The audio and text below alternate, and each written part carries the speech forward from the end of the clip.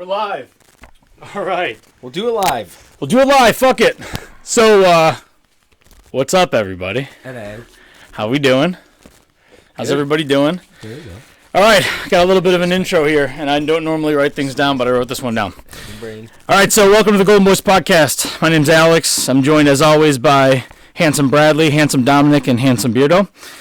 We also have two guests today we're very excited to hang with. But before we get into that, I want to take a second, give a big shout out to everyone following along on the socials, showing love to the clips that we're posting on YouTube and Instagram, now on Twitter. Fuck Facebook. And making me feel like I'm not a complete failure. If you're new to the podcast, head over to the Instagram at thegoldenboyspodcast or over to the Twitter at goldenboys_pod.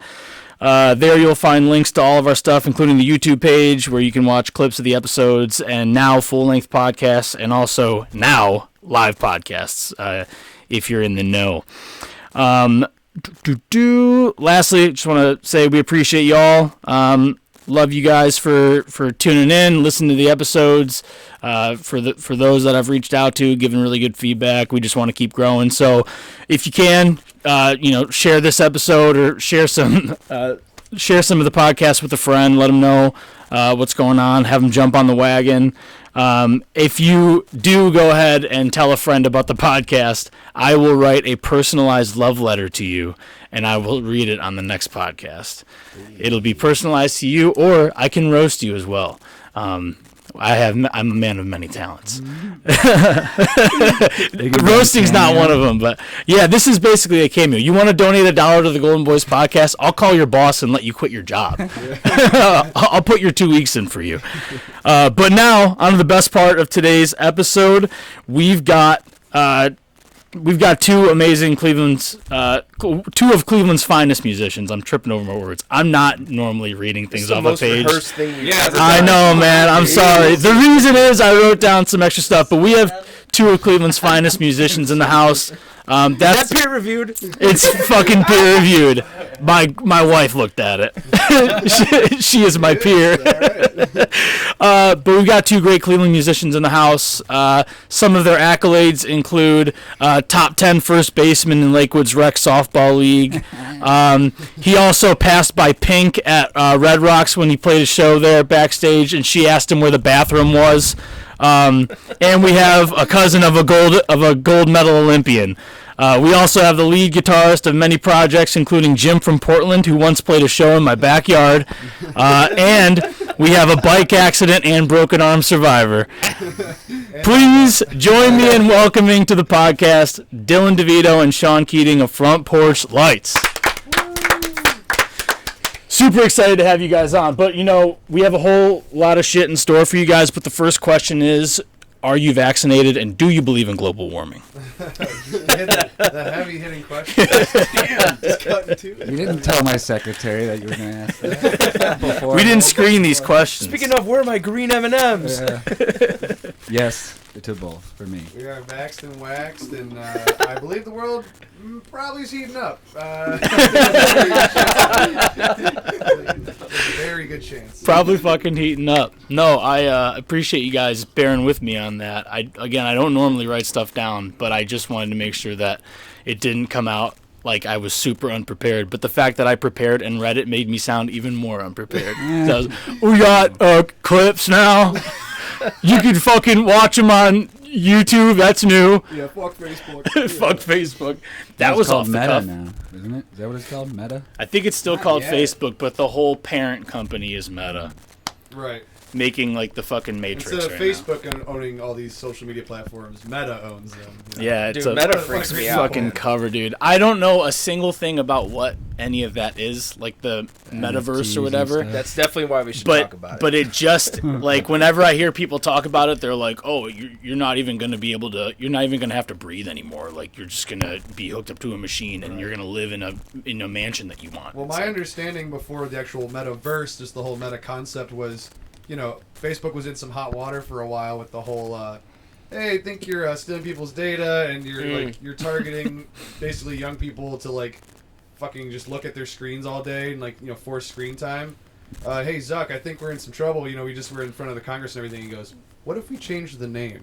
Yeah. That's literally like, was his big move. Did you think that Salamander thought to change it to Sweet Baby Ray's? Just smoking meats? It was either that or Big Green Egg, yeah. Big Green Egg. I think you need a VR like the Oculus video game. My nephew has one. To be in the metaverse? Yeah, and then it's like The Sims, where, you know, I have an avatar, and, you know, we could be hanging out, or like we could be at a club dancing. But then there's also NFTs where people own like LeBron's shot, but only in the metaverse, and they paid like $70,000 for it. See, that I don't understand. So the NFTs I do get kind of, because like I've seen some really cool looking ones that like people will make their art and they'll sell it as an NFT, and that's really cool. But I also don't understand like the trading card concept where like LeBron's dunk or Kyrie Irving's 3-pointer, like someone pays $1 million in real people dollars to have a fucking GIF in the metaverse of Kyrie Irving shooting the 3, and I can also just YouTube it.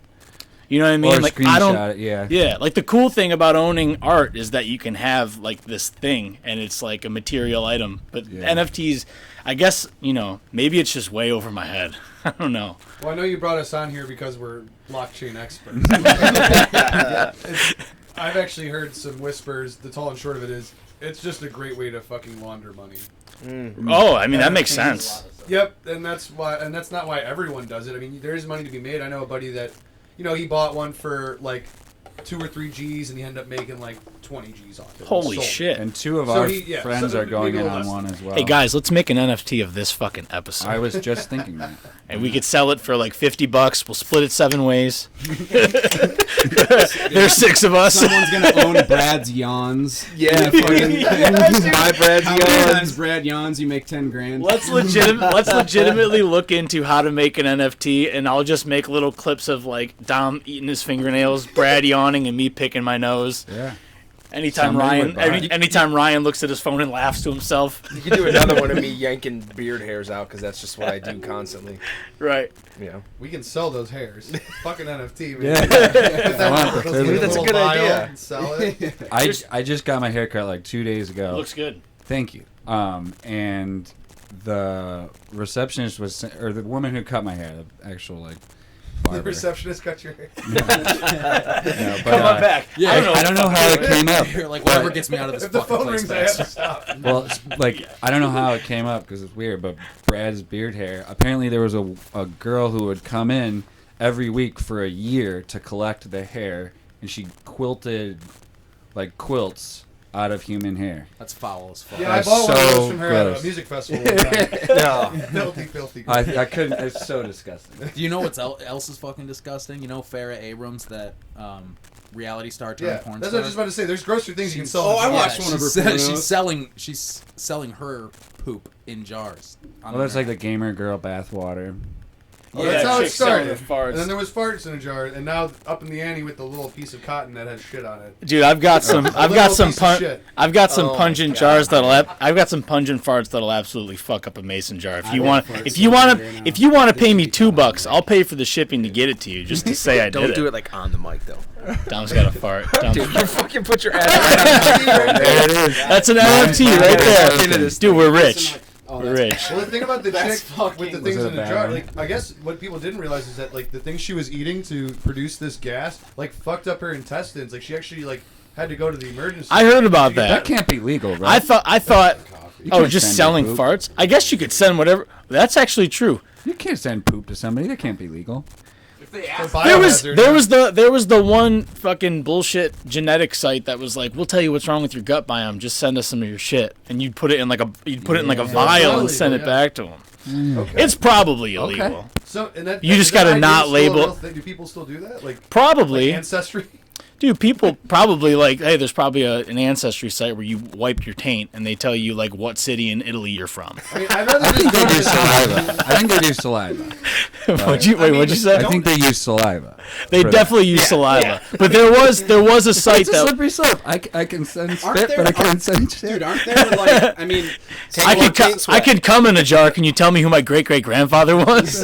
well, you know what? Okay, so, you know, if you get a stool sample done somewhere, like, you know how like they'll send samples out to external laboratories to get tested? Like, do they just send that? Did they just package it and send it? Because if that's I think they use like couriers, like legit like people that are like licensed, and they send them in like packages. My father-in-law does that. That's oh my god! Imagine if like that. Material, if like one of those vehicles got in like a really bad wreck and there's just shit. just like little vials of shit. Well, yeah, there's the Dave Matthews incident, but there was a more recent one. It was a CDC truck that had these monkeys that were like infected with herpes, and the truck, something happened, and all these monkeys got out. And, that's a fucking conspiracy theory. No, it was real. I believe that's real, but what's the intent? Like 28 days later. The thing was, they were going somewhere for I think they had. I was listening to a different podcast, and they ended up getting more information on it. And these monkeys were being transported from some guy that owned these exotic animals, you know, like some home zoo or like that crazy fucker in Zanesville, you know.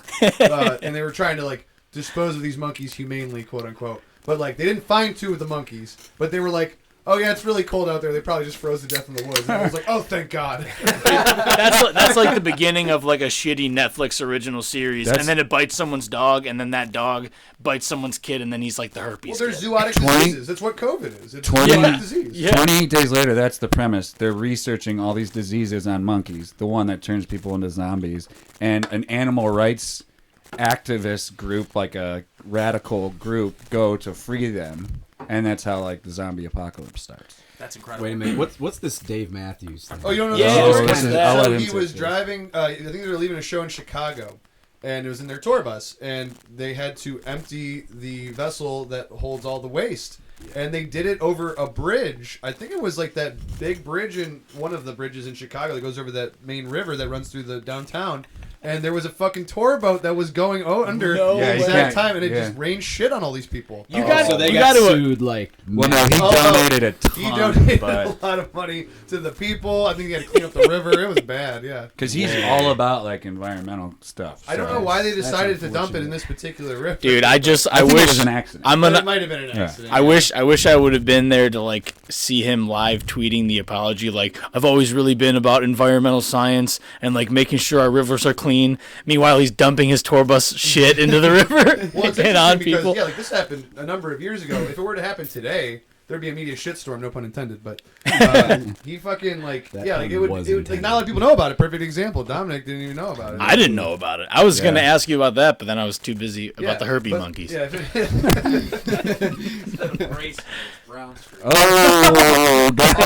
Hard hitting issues here at the Golden Boy. Shit's brown. So why don't we get started by just you guys telling us a little bit about yourselves, the projects you're in, and like what you got going on. Alphabetical order. Okay. Age before beauty. That too. I play in 2 bands, Front Porch Lights and Cats on Holiday. One of them being Front Porch Lights is with Sean. We're in that together. Cats on Holiday is my dad's band. Been around for the almost 30 years now, right? Yeah, probably right. Yeah. Mid-90s probably? Early 90s. Early 90s? Early, yeah.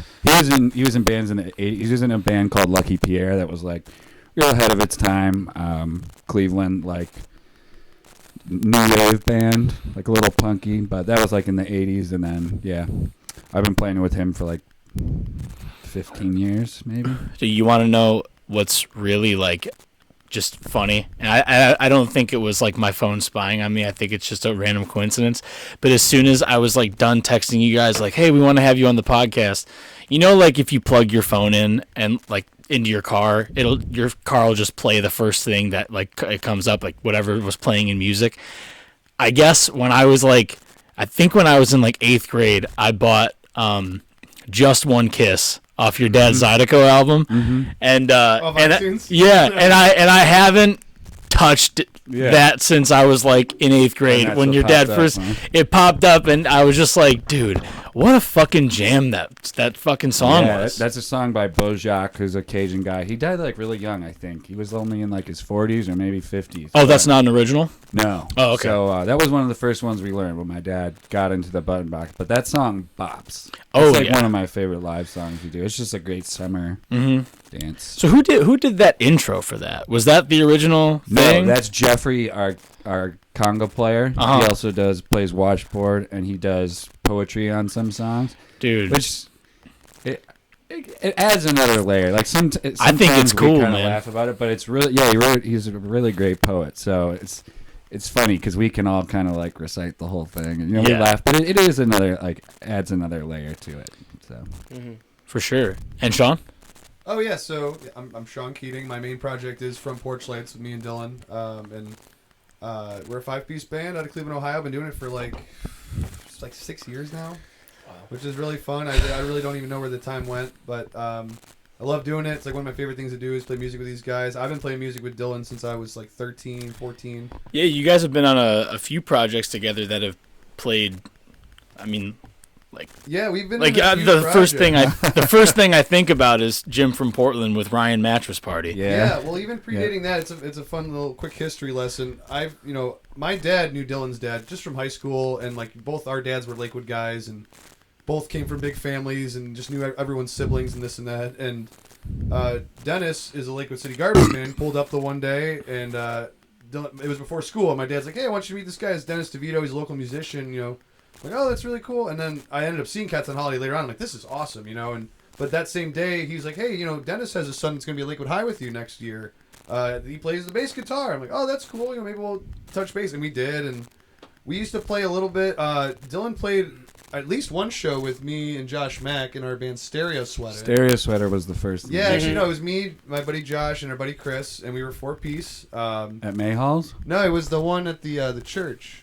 The West Fest? Oh yeah, yeah. No, it was in like a shopping plaza. It was like it was in the parking lot of a church. Oh, that was Jim's church. Yeah. So that was Bonnie's church. My stepmom was the president of her church. Yeah, so that was we had like a little festival. I think that was our only show, but like that's when me and Dillon started, grooving and jiving. Didn't really play with them a lot, and then we were in a cover band called Hey Zeus. That was like a 6-piece. That was really fun. We rehearsed the shit out of like these 10 really solid cover songs. And never played a show. The day we had the one gig we had booked, I got a call in the morning like, "Hey, it's an outdoor gig. It's raining, so we can't play." We never met up again. Not one show. And our lead singer, I don't want to embarrass anybody. I won't even say his name, but our lead singer, who was great, he was like a choir singer. He was very good. Very good. And like really charismatic, a good frontman. He eventually, why I think it broke up is because his mom was worried about him being in like a rock and roll band and us being like bad influences. He literally thought this dude was gonna like be on like heroin, like fucking, with like prostitutes by like. I've had friends. We were playing like the Strokes and Franz Ferdinand and all that devil music. Yeah, the devil's got hands too, and he uses them for holding. No, it was funny because we rehearsed like 2 or 3 times a week, I feel like, and we had a phenomenal like virtuoso fiddle player who could play anything. So we used that But we got tight. We rehearsed these songs really well. But what came out of that project, long story short, was Jim from Portland, which is kind of how I met you guys. I know you guys have been friends with Dillon for a while, but you guys would come to all the shows. We had a blast. We were just a power trio. So it was the drummer from Jesus, Ryan Metricardi, shout out, and Dillon and myself, and we had originals, couple covers. And we did that for like a year and a half. We really enjoyed it. Ryan went off to college.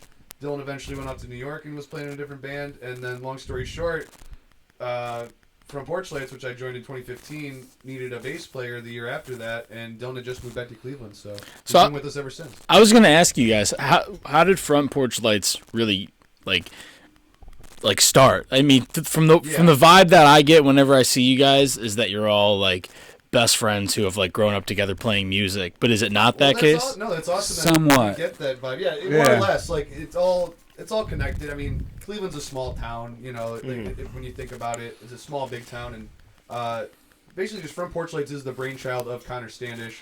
Yeah, he played in a band for a long time called the Burning River Ramblers and wrote original music for them.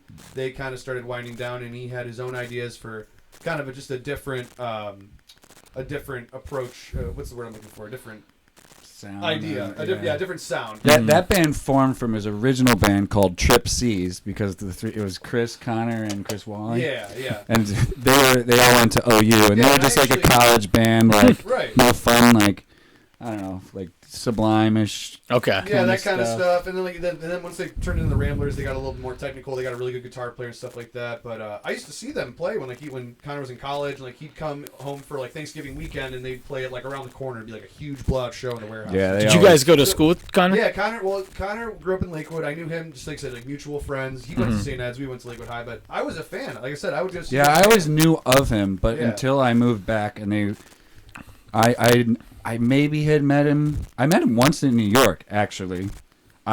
This is so random because he was with Adam Cody and Chris Rush. I knew those two. Who Chris Rush I ended up actually replacing. He moved to Seattle. He was the old bass player, but I knew them from Lakewood High. Of Hollis Brown, right? Or Front Porch Lights? Front Porch Lights. Oh, okay. And I went to see My Morning Jacket and Band of Horses at Madison Square Garden. And as we were leaving the show, I ran into them. Yeah. Oh, really? Or 3 guys from Cleveland. Yeah. That's hilarious. And that was the first time I ever met Connor. But yeah, so when I moved back, they needed somebody for the Summer Meltdown, which we were doing every year. And hopefully we'll do again. But Connor was actually my boss at one point. Really? Yeah, he at MVP Valet, dude. He was a great dude. He did private events, and I'm pretty sure that someone was smoking weed on the job when he was managing. Yeah, it was probably him. Dude, I just remember someone was smoking weed, and I looked over at him just to see what his reaction was, and he was just like, I don't fucking care. But basically, so long story short, how that came to be, he was done with the Ramblers were winding down. He's like, I got this new project idea. He had all these songs written for it, and went out. Him and the bass player Chris Rush, who Dillon just mentioned, got in a car, drove out to San Francisco, and recorded at Tiny Telephone Studios, which is Ben Gibbard's studio from Death Cab for Cutie. Oh, okay. And they just recorded, I think it was a 5-song EP there with studio musicians. I mean, he paid a lot of money for this project. Big and he had a GoFundMe and stuff that helped that. He actually did some really fun, fundraising stuff. Once I hit this mark, I'll do something, embarrassing. Mm-hmm. And, this kid was in his whitey tighties. Nothing but his whitey tighties. I've never seen this. I gotta find this. Yeah, just in his underwear and a bow tie, playing his acoustic guitar, walking around the West Side Market on a busy Saturday, and someone filmed it. And that was the top tier GoFundMe thing. That's awesome. That's because someone donated. It was probably a family member donated I don't know, $100 or $200. So he did that. The EP was all recorded and finished, but now he needed a band in Cleveland because those were all studio guys. Aside from Chris, the bass player. He reached out to me. He knew we had mutual friends, like I said. His buddy Chris Walling was my neighbor. He goes, hey, I heard you're a pretty good player. Do you want to join the band? And I was super eager because I hadn't played in a band in 5 years. Is that Come the Light? Is that EP? Or yes, okay. That's on that album. And that song it's still on Spotify, I think. Yeah, it's on Spotify. It's good. Yeah. Kill 'Em with the Kindness. That song was written on the road. Dude, I listen to it all the time. I listen to that whole EP all the time. It's really well done. It's very well done. You can hear the production. I tell Alex this all the time. Big money. And you'll have friends who are in bands, and you're you feel inclined to listen to them because they're your buddy's band, or to tell people about them because they're your buddy's band. But fucking, I listen to your guys' band because you guys fucking awesome. Yeah, you guys are huge fans. Alex always sending me Snapchats driving to work and playing all my money. I feel so blessed to have such a unique situation in my life where, and this is, I'll get into one of my questions here soon, but growing up, we had your dad. And he was our next door neighbor, and we were constantly going to his shows. And how cool it was that your dad, I thought it was fucking sweet how he'd just play a song, and wherever someone's name would be, he'd just be like, my man Al. And he'd fucking look at me, and I go, that's my name. I was always real pumped. I'm like, Dennis shouted me out on stage. It's funny because other than, Brad was definitely the first person I ever played music with, and even Dominic beforehand, even before I met Sean. So I just full circle. Oh my god! Remember that guy Ben Cox. Dominic had a song. Flashbacks coming through. Dominic had a song called "I'm a Mexican."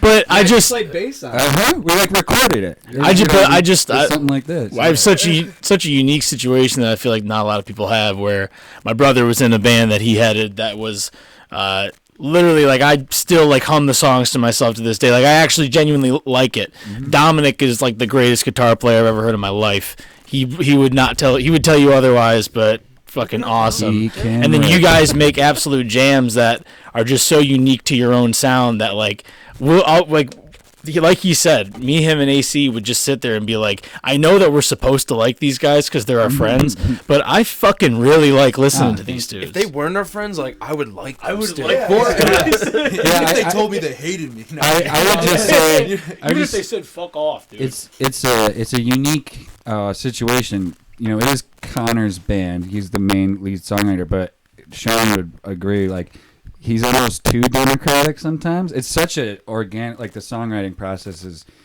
I wish he would give me more direction. Like with the bass part, he's like, "Oh yeah, it sounds great." I'm like, "What? That was only like the first idea." But it really is. We all have different tastes, but find common ground. I mean, I don't know, where you guys pull a lot of your influence from, but for me, if I had to like tell people who hadn't listened to you what the sound was similar to, what would you say? I would say Kings of Leon kind of. Okay, style. perfect. That's the one. I have a question. I have a question that I've been thinking about for a very long time. Is the beginning of "It'll Pass" Taper Jean Girl. an homage to Taper Jean Girl? Yes.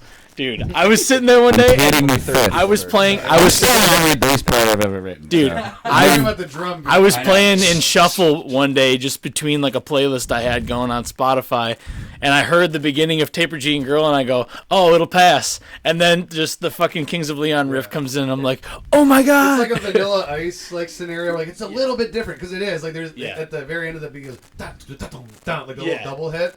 Yeah. And that's about the only difference. But I don't think he really did it on purpose. Because Joey is a Kings Leon fan, but that was just the beat that we wanted. But because it's so open and there's nothing behind it, it sounds exactly... Yeah, I could be really way off does. base, I love it, though. And I don't know the name of the song, but on one of your songs, do you guys do an homage to like a Coheed? Well, that would be my section of the band. I don't know. No, definitely not. I've just by in my choice. head thought like, wow, this guitar riff sounds exactly like a solo from Coheed. Well, I mean, my two favorite bands are Kings of Leon and Coheed, so it wouldn't, I mean, amongst others, but it wouldn't surprise me if we... That's very consistent, because I remember being like 14 years old, writing music with you, and Coheed made its way into at least one thing that we did. Yep. Well, and that's what Front Porch Lights is. We've all been like, we were all recruited, like I said, Connor's like, hey, I need a band in Cleveland, so he reached out to me because we had mutual friends. He knew I was a player. He reached out to Joey because he knew Greg, who was our former manager. They went to OU together. John Doyle, he met through our buddy Tim Kelly, who was another Lakewood guy, and then obviously Devito came into the play. But we all listened. We're all like kind of all over the place musically. Yeah. Like, John's cool keyboard wise because he's a theater guy. He's like a jack of all trades. Yeah, he's playing trumpet sometimes. John Doyle, from Porch Lights. I mean, the kid plays keyboard. He plays trumpet. I mean, he's percussion. A really good singer. Percussion. He does bongos for he's our live sets. Phenomenal singer. He's got like theater background. Everyone's got their own vibe on stage with you guys, but he's always the one in the background that you just see fucking like running from one thing to another. For sure. It's awesome. And you talked about it a little bit with how like democratic Connor is with just really like loosey goosey, just letting you guys feel out what you want to do. But I've talked to you about this before. You guys just have this sound that I think is really cool, where as soon as you hear a Front Porch Lights song start, you immediately go, this is a Front Porch Lights song. That's cool. That's Dude, a great compliment. I think any band would like to hear. Night Shift, just the boom, just I like when that hits, it's like Front Porch Lights song. And I want to commend you, Sean, because I've been wanting to tell you this for years, and I just never bring it up when I'm around you because I'm like, it'd be kind of weird if I said this. No. But you also have a very unique sound that you've curated, that you hear your guitar riffs and you're like, this is Sean playing guitar. I've always the end of Night Shift leading into the end of the song is fucking sick. Like there's that real smooth, clean guitar that is. I've like, always thought that about him, that you can tell it right away. You too. You've got and that as well. I think that all players should strive for that. You want to make it your own. Keith Richards had this great quote about like when you're learning to play the guitar and like starting to write stuff on your own. And he's like, well, of course things are going to sound like other people. He's like, it's like your parents. How do you learn to talk? From watching your parents. And that's what like the musicians you grew up listening to are like. It's like listening to your parents, and all you're doing is just mimicking them. That actually reminds me of a Miles Davis quote, because he said something similar. He said that when you first start playing and you're learning other people's songs, like you just start naturally emulating whose songs you're learning, but it isn't till after a while of learning so many different styles and playing for a while that you actually figure out yourself. You make your own sound. Yeah, and just like that's why I love listening to different kinds of music. I want to cherry pick all that stuff and put it into my sound, and it worked, and I appreciate that, man. It's awesome. Yeah, no, I mean, going back on what we said before, there's something cool about being able to say, these guys are my friends, and I like their music because they're my friends, but I also genuinely love their music. And with the lead, like on Night Shift, and it's fun to have Connor in the room because he's a guitar player too. Our last band was a power trio. I didn't have another guitar player to bounce off of, so like that little slide that wham, wham, wham, and he's like, what if you tried it like this? So I can we can bounce ideas off each other. And as democratic, lack of, Connor can be a little too democratic at times, but if he doesn't like something, he'll tell you right there. Yeah, he will. He'll be like, don't do that. Yeah, he definitely, while being very democratic, he definitely has a vision of what he wants, and in the best way.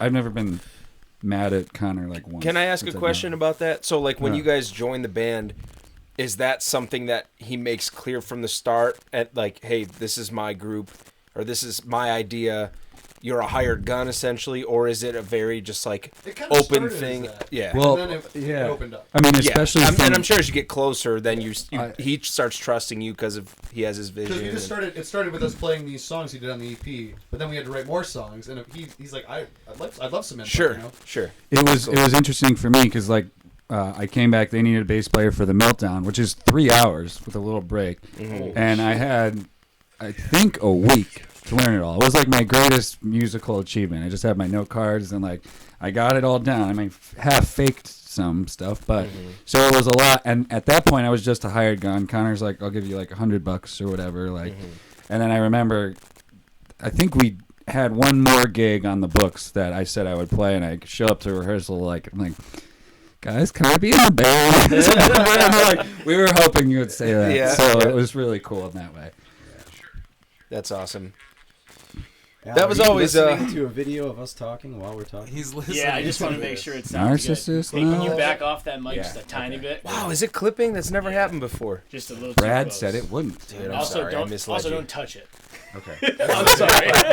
I'm sorry. Yeah, I saw your ring was good. getting a little red at one point. Yeah, this mic is. You could fix everything in this basement, and something else would fuck up. That's just our luck. But no, I'm sure it sounds great. Hey, by the way, just throwing this out there for anyone's hungry, there's some venison jerky that I made. Ooh, I know the listeners would probably love hearing us all munch on shit, but I thought it'd also be kind of funny. So yeah, I love venison jerky. Yeah. So obviously with with COVID and not being able to go to live music for the last couple of years, the last show I went to live was after or before the Music Box. The last time we played Edgewater Live was 2019, and I don't think we played the music. Didn't you do that a couple times? We did it twice, yeah. Okay. You did a and night before Thanksgiving you were thing. supposed to, and then that's right. That's right. COVID Okay, hit. so we did play the Music Box that Thanksgiving. That was actually kind of crazy because Alex mentioned earlier I was in a bicycle accident. I broke my arm. It was a pretty bad break. I mean, it was my radius was literally broken in 2 pieces. I got a steel plate in my arm now, and the physical therapy and recovery was a bitch. And we had this date set aside in November, and they're like, "Are you gonna be good?" I'm like, we're gonna be kind of close, but I'm gonna be okay." And I made it work, but your radius, it's all about rotation, what palm up, palm down stuff. And doing this for, it was like an hour set, man. It was, by the end of it, I was hurting, but we made it happen. So yeah, that was. Okay, so that was the last gig I was at then. Right on. That was fucking awesome. And I went to Edgewater Live too, but Music Box was awesome. I laughed because I remember Dillon being like, his brother couldn't even get a ticket. Remember that being a whole fucking, so it sold out so fast the bass guitarist's brother couldn't even get in. He ended up getting in with his girlfriend. I think he did. He did, because I remember seeing him there. But yeah, Maggie's crafty. Yeah, she is. But I just, when I was thinking about wanting to go, you get that itch to go see a band and to see live music. my head would always go back to that live show on the beach at Edgewater Live. That was such a fun time. Yeah, and that was the first time I had ever been to that Edgewater Live show. And that was, I think it was the same like year. 2019. There wasn't a huge gap in between. Okay, like it was such a small gap that I didn't remember which one. So what's crazy about that Edgewater Live was that was actually kind of crazy. There's a lot of going on, but they actually canceled it 2 weeks in a row before that. Yeah, I remember that. Right. Yeah. So we did have to share that. Our normal 2 sets got cut to 1 because we had to share it with the one band that got canceled. But because it got canceled 2 weeks in a row, we ended up. There was like 20,000 people there, as opposed to a normal like 10,000 people. Mm-hmm. We talked to the guy. He's the CEO of the Metro Parks. He runs the whole operation. And he was a fan of us. He saw us at Edgewater Live. At Meltdown. Yeah. Okay. He saw us at the Meltdown. And that's how we got that gig. He's like, I want these guys for Edgewater Live. So that was pretty cool. So we ran into him before the gig. He's like, just so you guys know, like we're like at capacity because people have been itching to see this event because it's been 2 weeks without it. So. There was a lot of freaking. And you guys headlined that too, right? Yeah, well, like I said, we had to split the time with the other band, but we did get to play second, which was big, I think. I thought I'm pretty sure you guys closed that place down. We played second. We did, yeah. Because I was like, holy shit! Not to throw shade, because I remember you bitching about how long they were taking to take their shit off stage. They took forever. Those what were they guys called? They were like a dance recess. Yeah. And then Dillon goes, "School's out, bitch." Because they were on the young side, which is fine. Don't whatever. And their music wasn't really my cup of tea. But they were clearly just not very professional in the sense of like a common courtesy to the band playing after you kind of. Well, maybe they weren't taking it so well that like, hey, this was supposed to be our own. Yeah, we'll never know. But and they were definitely not flexing. That's cool. They're like, this is the song we opened up with our sold out show at the Viper Room, and I'm like in LA, like the Viper Room, and it's like, dude, it was like I think I did some research. It was like some showcase. Like they weren't the only band. They weren't headlining the Viper Room. They were pretty like stylized. You can tell someone's daddy had some money too, and yada yada yada. But that's a whole other podcast, I think. I mean, any band that takes a long time to set up and tear down is just an indication. Like, okay, you've never really played anything significant. Yeah, they were amateurs, for lack of a better word. Because if you did any legitimate tour or played any legitimate show, like people would be bitching at you, like stagehands would be calling you out. Off the tour. Yeah, like people would be like, dude, get your fucking shit and get out of here. Like, yeah, I think they had some sort of money behind the project because they had a shit ton of Instagram followers and like, they were a younger band. You know, it's like there was something going on there. Yeah. You remember Friend Blaster, dude? Dude, not that this compares to tour, but one time I remember. There was like a company, they were called, well, they're probably still a company, but I won't name them, but there was a promotion company that did a lot of shows in Cleveland. Hardcore Marketing? No, this was after that. Oh. Wait, I don't remember Gorilla? that name. No, it was, okay, fuck it, it was Bravo Artist. And whoa. There's still a... That's what I said. I'm not going to talk shit about them, but I'm saying I wasn't going to name them just in, but... we can edit that out. I'll say that's a legitimate company still. Yeah, no, I know they are. Yeah. That's what I said. But we used to play a lot of their shows, and they had a band that was playing that I just didn't jive with, and we were opening for them at the grog shop. And it was one of those situations where you get to sell, they make you sell tickets, and then you get $1 per ticket, and then they give you fucking 20 minutes to play. And it's like, dude, I sold tickets to my family and friends for like $15 a piece, and you're going to let us play for 20 minutes? Like, fuck you. So I remember we just kept playing, and they didn't turn the power off on us, but they're flashing the light at us. And I remember I'm looking at Dan, and we just kept. Where was this? Fantasy? This was Grog Shop, and we just totally improvised like 5 extra minutes of shit. Yeah. And some Tom Petty shit, dude. Yeah, it was one of the more badass things I think I've ever done. When I said fantasy, I actually meant Peabody's, because Peabody's load up lineups, man. We used to play those too. They advertised the show as only running the main stage and then the Pirates Cove. Right. But they'd realize they had too many bands, and then they'd throw people up in the Rockstar room, and no one would go up there. There'd be like 6 people. Bands, that was where your guitar got stolen. And it smelled like vomit that everywhere place you was went. gross. Rockstar room, your guitar got stolen there. I remember going to see you guys all the way back at Dead West and like going to those shows. Spot. to the Spot, to like all those fucking grungy, fucking dirty ass fucking venues. Dude, you think that's bad? I've played some shows. Dude. I'm sure you and I have some stories of some like glorified closets you've played in. All right, so three-part question then. Okay. Worst place, best place, and then fantasy place. Where would be like the place that you want to play? The dream place. The dream. Are you asking me first? Anyone who actually plays in a band. So you guys can answer. You guys can answer. Worst place, dude. It's so hard to name just one. And I can't remember exactly where it was, but I remember we showed up to a venue one time and they were literally building the stage as we were walking in. And there were no stage monitors. They were just the house monitors, so you couldn't hear anything. And I mean, there was a lot of people there, but it was just really rough. I don't remember where that was, so that sucks that I don't remember that. What was the other question? You had 3-part. Yeah, worst, best, fantasy. Best? Dude, I don't know. I mean, there's a couple that pop in my head. Like, the Kill Switch tour was all amazing venues. It's like the shittiest venue we would play is like a House of Blues. But it'd be we played like the Best Buy Theater in New York. It was sick. I've been there. I saw King Diamond there. And the Buzzcocks. Yeah, that stage is huge. I don't know. I mean, yeah, pretty much any venue on that, or the Protest tour. Those had good venues. Place I would like to play.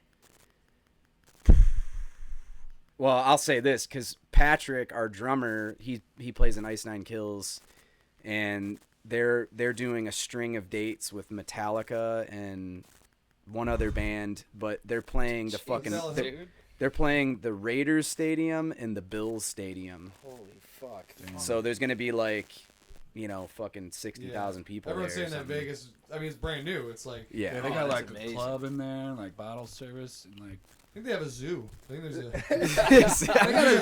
there's a three-ring circus there. Yeah. Yeah, so yeah, I'd probably say that. Some type of legitimate stadium. But anyways. That's awesome. Yeah. My favorite was Red Rocks when we were on the tour with Counting Crows. I mean, it's Red Rock. That's sick. It's as cool as like you would think it is. The green rooms are like carved into the rocks underneath. It was amazing. It was like magical place, and it sounds great too. Weirdly, the place I would want to play is. You guys did Counting Crows, right? Mm-hmm. Okay. Yeah, we did this summer when I was in Housebound. We did a almost 3-month summer tour with them, and we got to play a lot of cool places. A place that's like right outside of DC in Virginia is called Wolf Trap. It's kind of like Blossom, but like cooler. That one was really, really cool. Like I feel like nobody around here has like ever heard of it. But what is it again? It's called Wolf Trap. It's like outside of DC in Virginia, but that one was really cool. But it's an amphitheater. Yeah. It's just like a cooler Blossom, I would say. But the one I would want to play is The Gorge, and I think it's in Washington State. That looks crazy because it's in like a gorge. And the worst place I've played, I've played a lot of really great places. There was a place, I think it was in Philly, and we got there and it was just so like gross and nobody knew what the hell was going on, and we just turned it out and went back.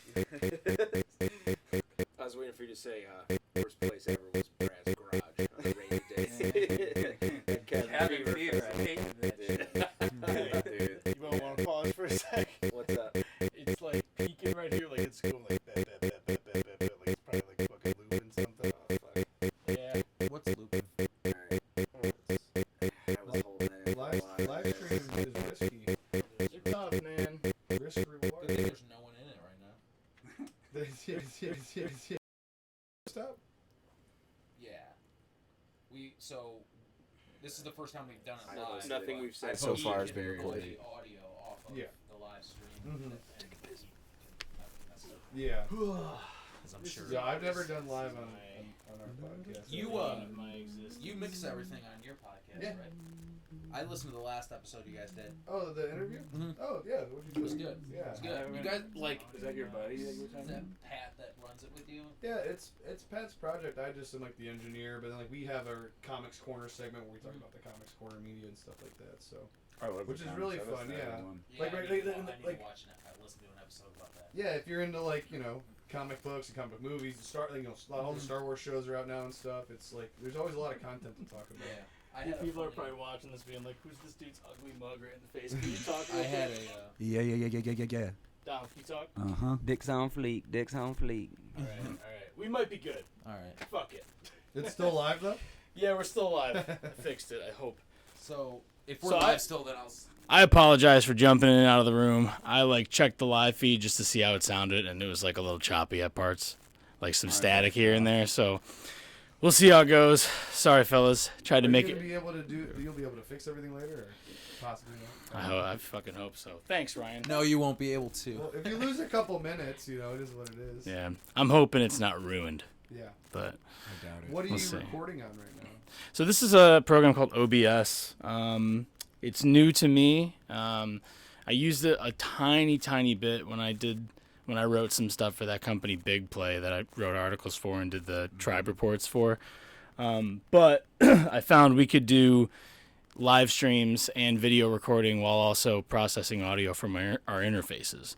So I thought, cool, sweet. And I haven't had an issue with it until tonight. Man, that's On the biggest we did it stage. twice now, right? Yeah, Two other times. the other day it was good. I don't know what happened there, so apologize for the technical difficulties, boys. all good. It's Are all we good, dude. good now? Yeah, we should be. I mean, we're still live, so We're still live. Yeah. Fuck it. We'll do it live. fuck it, we'll do it live. So, Shit, we were just talking, I don't know if it was cut off or if it, it may if have been. it doesn't matter, I suppose. Me and Sean were talking about his podcast that he does with Pat. I don't know his last name. Pat Shannon, and it's called Threads and Dreads, and they cover a lot of comics. And then last episode they interviewed Eric Bond from the band Bleeder, who's got an upcoming show for his EP release at May Halls on the 19th of March. That was an awesome interview that you guys Thank you. did. Yeah, I thought it went pretty well. Yeah, it did. And It it was was a good like, when I was listening to it, I was like, all right, this is... When you can say to someone, like, hey, check out this last episode to get you kind of hooked on a podcast, like, that's a good episode to do it on. Yeah. Like, it's just an interview, a smooth interview, and that guy didn't have a lack of things to say. Like, he... when you run an interview and the It was the first time he ever interviewee done kind of something like runs that. it, too, Yeah. it's, like, cool. He was excited because he listens. He's like, I listen to a lot of podcasts. And I like doing stuff like that. I'm like, have you ever done one? He's like, no. I'm like, dude, we'll have you on. You can plug the new EP coming out. And he had a lot. He was really nervous, but he had a lot of fun, and he seemed really natural. I in the gotta interview. listen to it. Yeah, we were really happy how that came out. And but yeah, so like the whole thing with Threads and Dreads is kind of a funny story. We no longer have threads or dreads because Okay, I was gonna say one of the things I thought was really cool about it was that you're just like, we're just gonna do 3 shows about shit we like. Yeah, so basically, we used to record live out of Pat's old. Pat had a vintage clothing store called PM Threads. Okay. And then the co-host of the show was a gentleman, our buddy Eric, who has long dreadlocks, hence Threads and Dreads.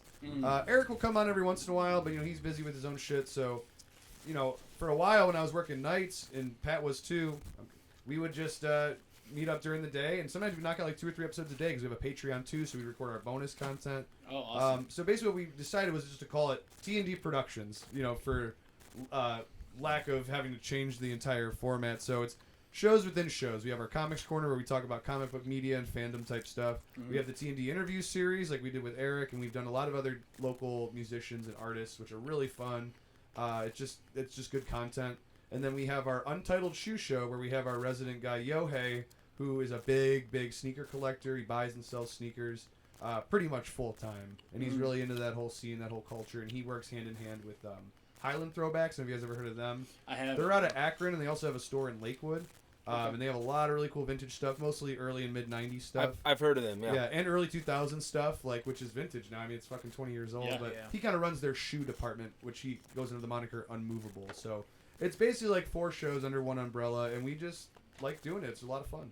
I like that, man. I like that a lot because it really gives all of you guys an opportunity to to do like your own little passion projects within a passion project. And then like most of our interview guests we'll have on twice. Like we had a really talented artist named Terry Joshua. Oh, I listened to that one. It was great. Yeah, he's a really awesome dude. Really, he's 21, super talented. He's a painter, oil on acrylic. He's crazy talented. He just got finished up. He had an installment at the MoCA, the Museum of Contemporary Art in Cleveland. Nice. And he got some really, really good exposure, and it was really fun just promoting and talking. He's to a him. cool dude. That's sweet. It was really fun. Yeah, shout out Terry the Don. We'll have to check him out because that's kind of what we've been wanting to do on this show since absolutely. the beginning is just find some cool Cleveland artists. I mean, we've got a freaking head of a brewery coming on in a few weeks. Which So just brewery? Unplugged here in Elyria. This is I've kind of the had first time we've said it on the thing. Yeah, I had their But, Christmas sale. yeah. It was great. It was really, really good. Dude, Unplugged is legit, man. Yeah. This last summer, They have a cool like brew pub too, like to hang out at. Yeah. it became all of our like favorite beers. I think this Gotta summer try we're it. just drinking it Yeah. nonstop. Yeah, I just heard maybe about we'll get it a recently. sponsor out of It's it. good. They Hey, do man. live gigs there Never too, say never. during the summer. They got like a little patio Yeah. over the And by it's- the river. Yeah, it's cool because Good you know gear. I Yeah. bought. They had found this place Unplugged right before me or Alex moved into Elyria. Not before you moved into Elyria, though, right? No, yeah, I moved in 2020. Yeah. So, you know, they find this Unplugged place and they're like, "You got to try this beer." So we do, and we were all like, "Wow, this is really good," and kind of start drinking it a lot during the summer. And then I bought this place in October. And Alex bought his place, and he lives right on the same street as Dominic. So now Unplugged is like a stone throw The away, watering right? hole. It's smack dab It's in the, the like, middle exact of both middle, of us. yeah. That's perfect. Yeah, home That's base. great. Yeah, I'm not far so it's from the here home- either. It's going so. to be the home spot bar in the summertime when they can open those garage doors because it's a completely different. I mean, it's not a bad place by any stretch to go in there, like in that bar, but they get busy, man, and like there's not a ton of room. So Yeah, in the winter it's tough. yeah. But I can't wait for the summertime, man, when that garage opens up and just be hanging out there.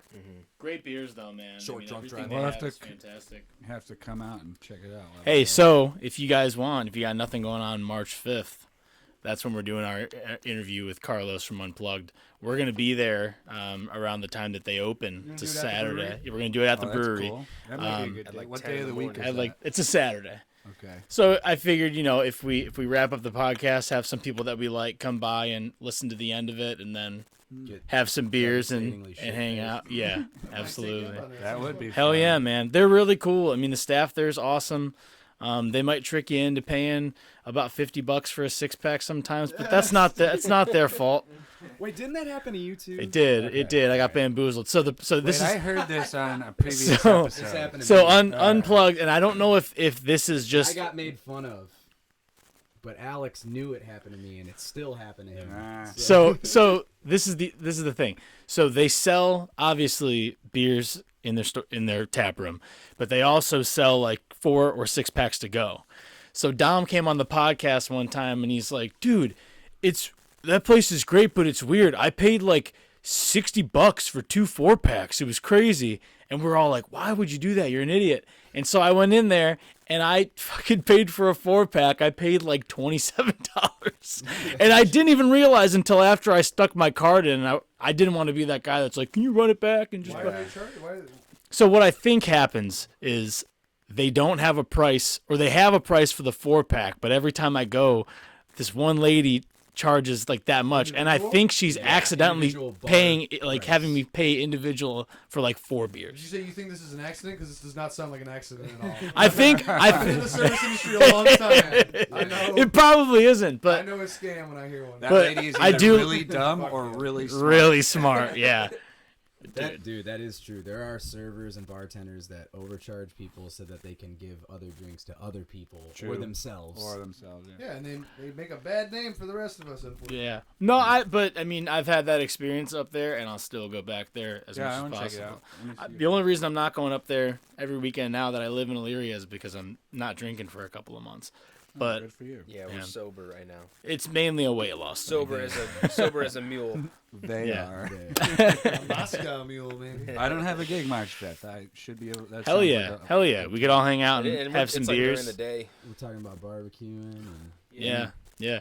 No, Unplugged's fantastic. But going back to what I said, the original plan for this was I originally wanted to write just a blog and just start to shout out Cleveland businesses, especially during COVID, like, hey, this place is struggling, or this place has great wings, you should go here.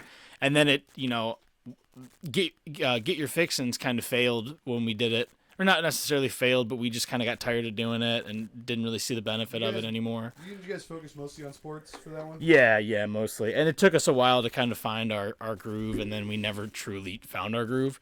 But that kind of failed, and I didn't, like, I knew I wanted to do another podcast eventually, but I just realized with Get Your Fixins I was just doing so much work for it, and it just became not as fun. And so then Dom and Brad approached me, and they're like, hey, we actually kind of want to do one. And then it turned into, hey, I have this idea of, like, Cleveland shit, and we should promote all these cool artists and places. And you guys are the first ones. It took us 22 cool episodes to start talking about Cleveland stuff. Putting up our bands, and then you're going to have a brewery, a local that you love. So yeah, we wanted like 20 episodes under our belt, just us, because you want to at least gain a small traction of a following. You guys are 20 in already? Yeah, this is 22. This is 22. Okay.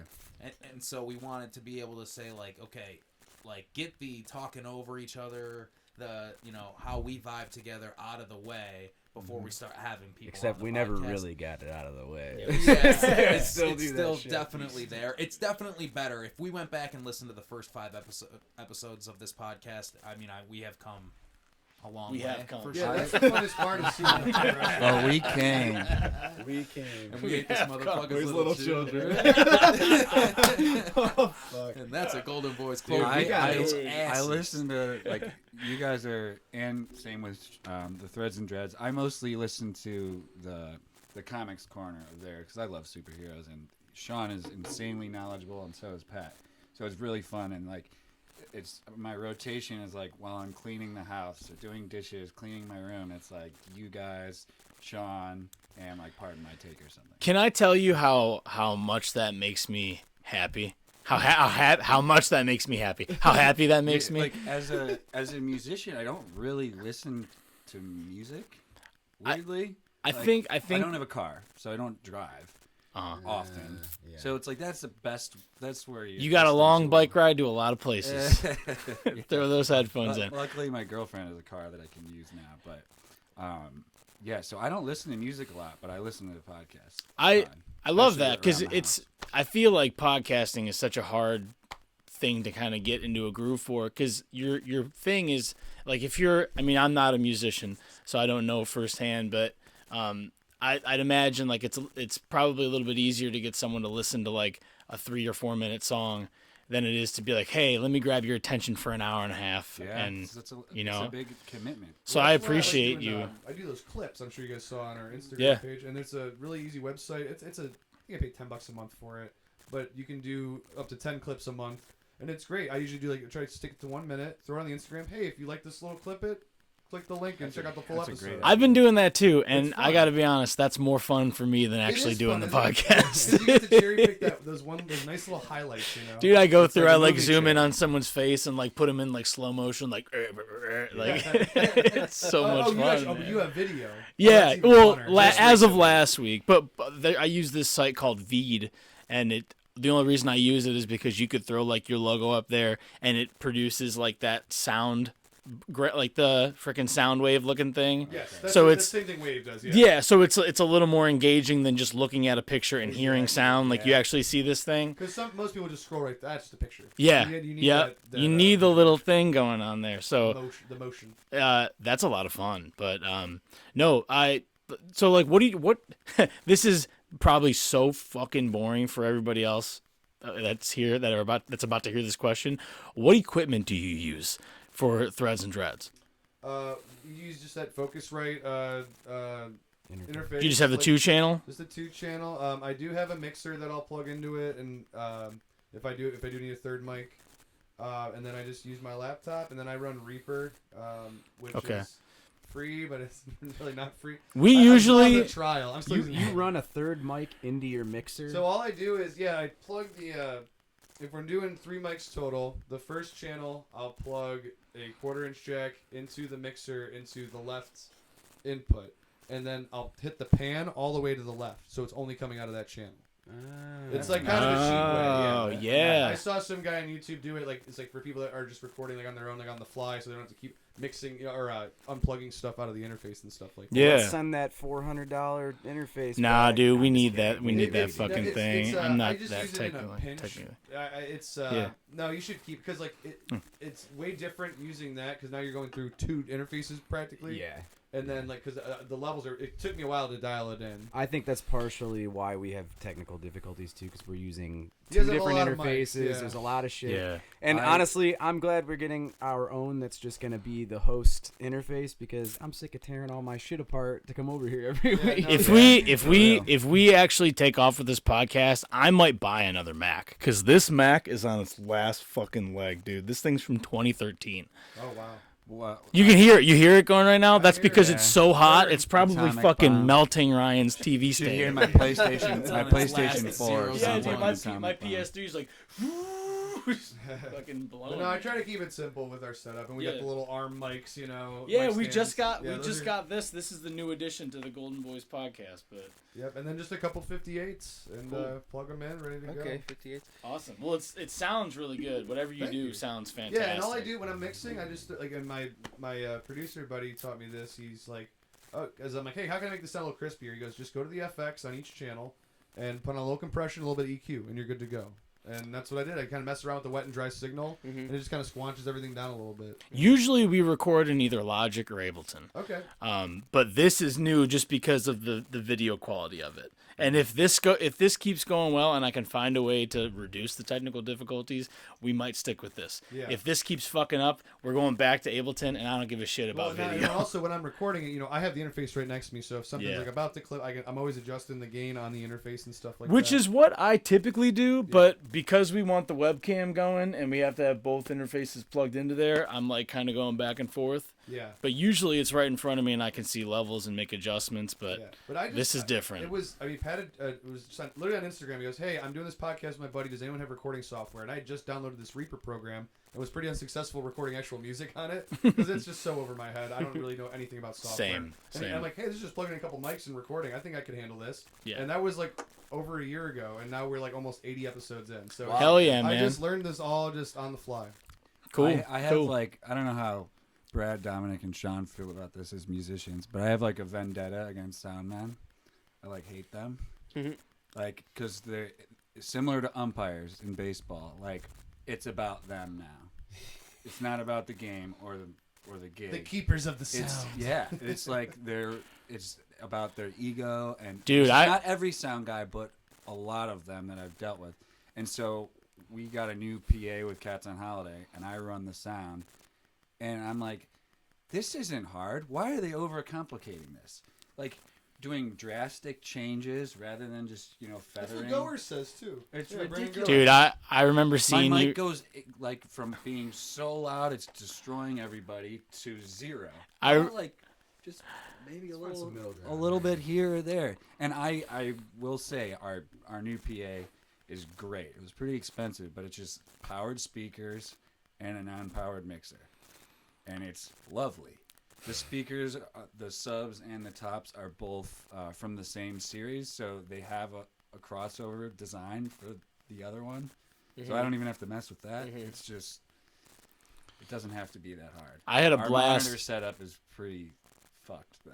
It's I have another powered head for our non-powered monitor. It's a little crazy, but I had a blast seeing you guys at Cyanato's, and it was even more fun because every like 10 minutes you'd see Dillon go to like start singing, then you go, "What the fuck?" And that I don't guy, rem- that was I don't Billy. I don't that remember guy was just his name bad. was Billy. He was just really You'd be bad. like, "Billy, what the fuck?" yeah, You I was just, trying like, to be next. yell at him. The problem was, I mean, it's okay if you're having technical difficulties, but he was like really arrogant about it. It's like it's one thing to suck, but don't like be arrogant. and He kept like suck. blaming the equipment, you Yeah, know. and it was his equipment. I feel like most sound guys, I haven't played a gig in a long time, but most sound guys I come in contact with just act like they hate their jobs. Oh, they're so jaded. So you feel bad even asking them for anything. They create that environment, and That's And because then- a lot of sound guys aren't really sound guys. They're just dudes that need a job or just so happen to work for a venue that needs a sound guy, and they That's fill in true. and do it, and they don't know what they're doing, and they just want to get it over with. And you'll be you might play somewhere and like the guy will get the sound done and then they'll just fucking disappear while you're playing. And it's like, dude. Well, that's our Peabody sometimes story. Sometimes it takes a song or two to really like know, because you might have a crowd that's really fucking loud. Mm-hmm. Especially your kind of music, playing metal. Right. It's like it's hard. You can do a sound check before, but you got to gauge it live sometimes. And when we play again, like we're gonna be hiring our own people to do it because I'm not doing the way to go, local man, sound guy thing. It's a joke. I don't want to say that I hate every single sound guy, because when you do come across a great one, it's great. Dude, unbelievable. What the fuck? You know who it is? It's fucking Alec calling me right now. Right? Are you serious? Yes. He's doing it because he knows we're recording. I wish we could get a FaceTime of him on there. Hey, Alec. I don't. He came over here. It sounds like shit. Before you guys got dude. here. Well, speaking of sound, man, me and Dillon have this actually the whole band we have this running joke that like the nicer the sound guy is, usually the shittier he is. But when they're like kind of like dicks, sometimes they're like, oh man, fuck, that guy was actually really good, but he was a total asshole. Mm-hmm. Yeah.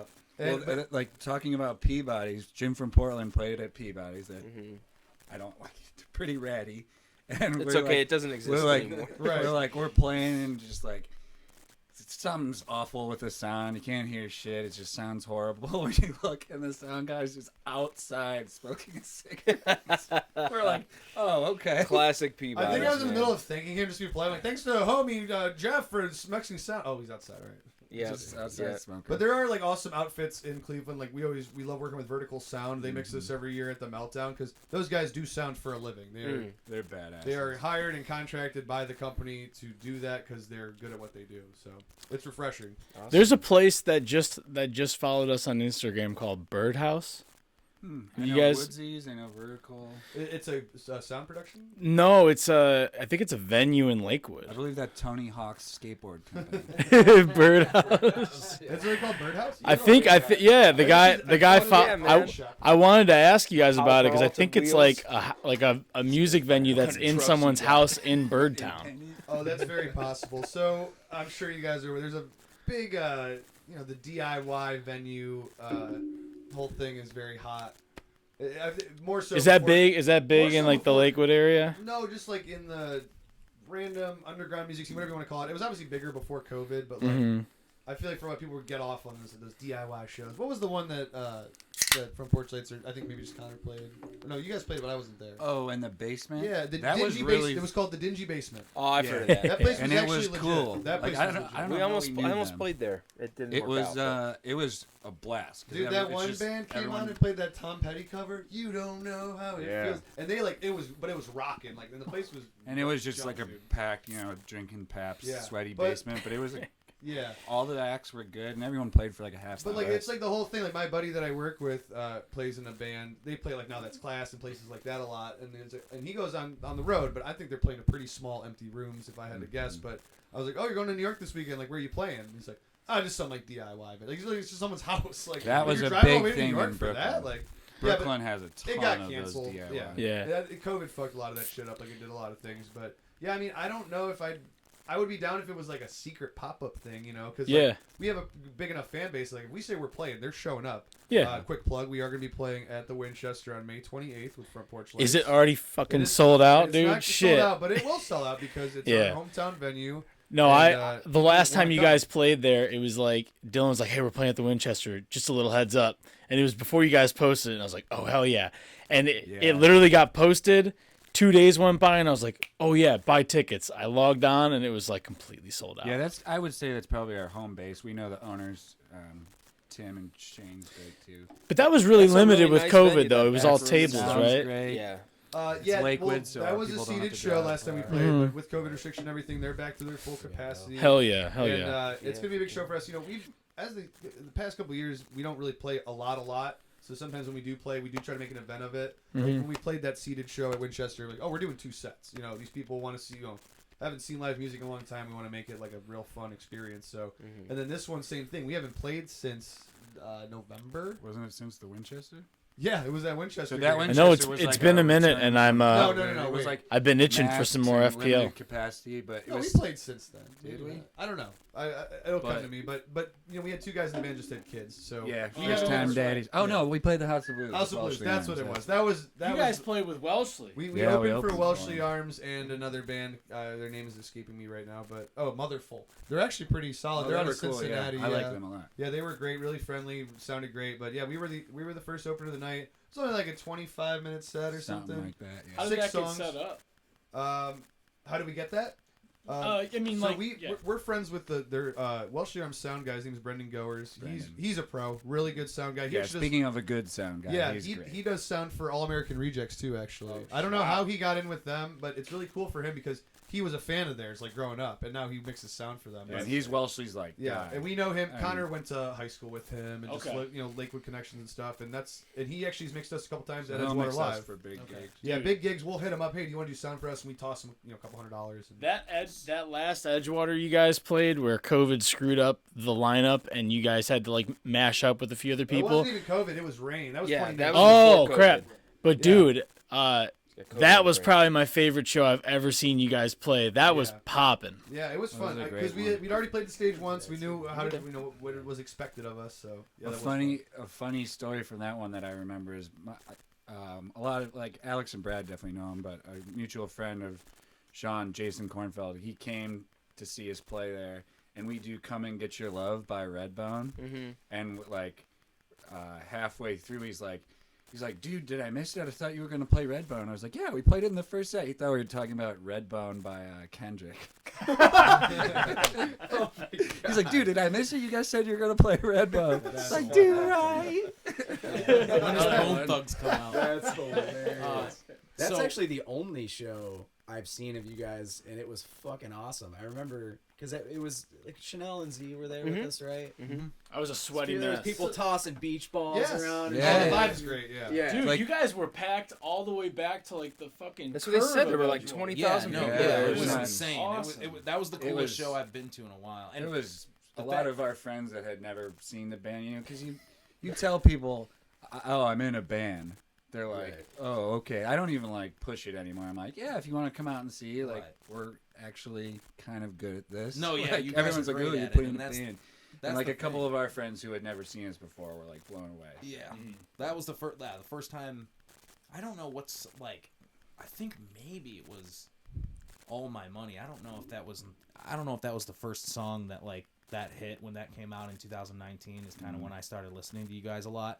And what's funny is that when we were talking about Get Your Fixins, that 1,000 download episode, that was the songs of the summer. The songs of the summer. Nice. So what is your songs of the summer? And my pick was number one overall pick. My number one all time. With the first pick in the 2022 draft. Dude, so, us, Ryan, AC, and I, you would have thought we were fucking Taylor Swift fans, just fucking waiting for the next Taylor Swift album to come out. We were playing that shit over and over again. There's a lot of good feelings you can get as a musician, especially playing live music. But one that's definitely up there is when you look out in the crowd and people are singing the lyrics to the song. Oh yeah, I can't even imagine how Connor feels because he wrote the damn song. So it's really cool. I mean, I know Dillon said he had experiences like that with Hollis Brown when they were in the Netherlands. We're talking about the entire crowd singing the songs. That's crazy in a foreign country. Yeah, dude. We had no idea what to expect. And it turns out that the Dutch loved our songs, and we charted on the Netherlands Americana charts or something. Dude, that's and awesome. So we get there for our first, we've never done a European tour, and we had no idea. And people are singing the words to all our songs. Dude, maybe the Dutch are just fucking fanatics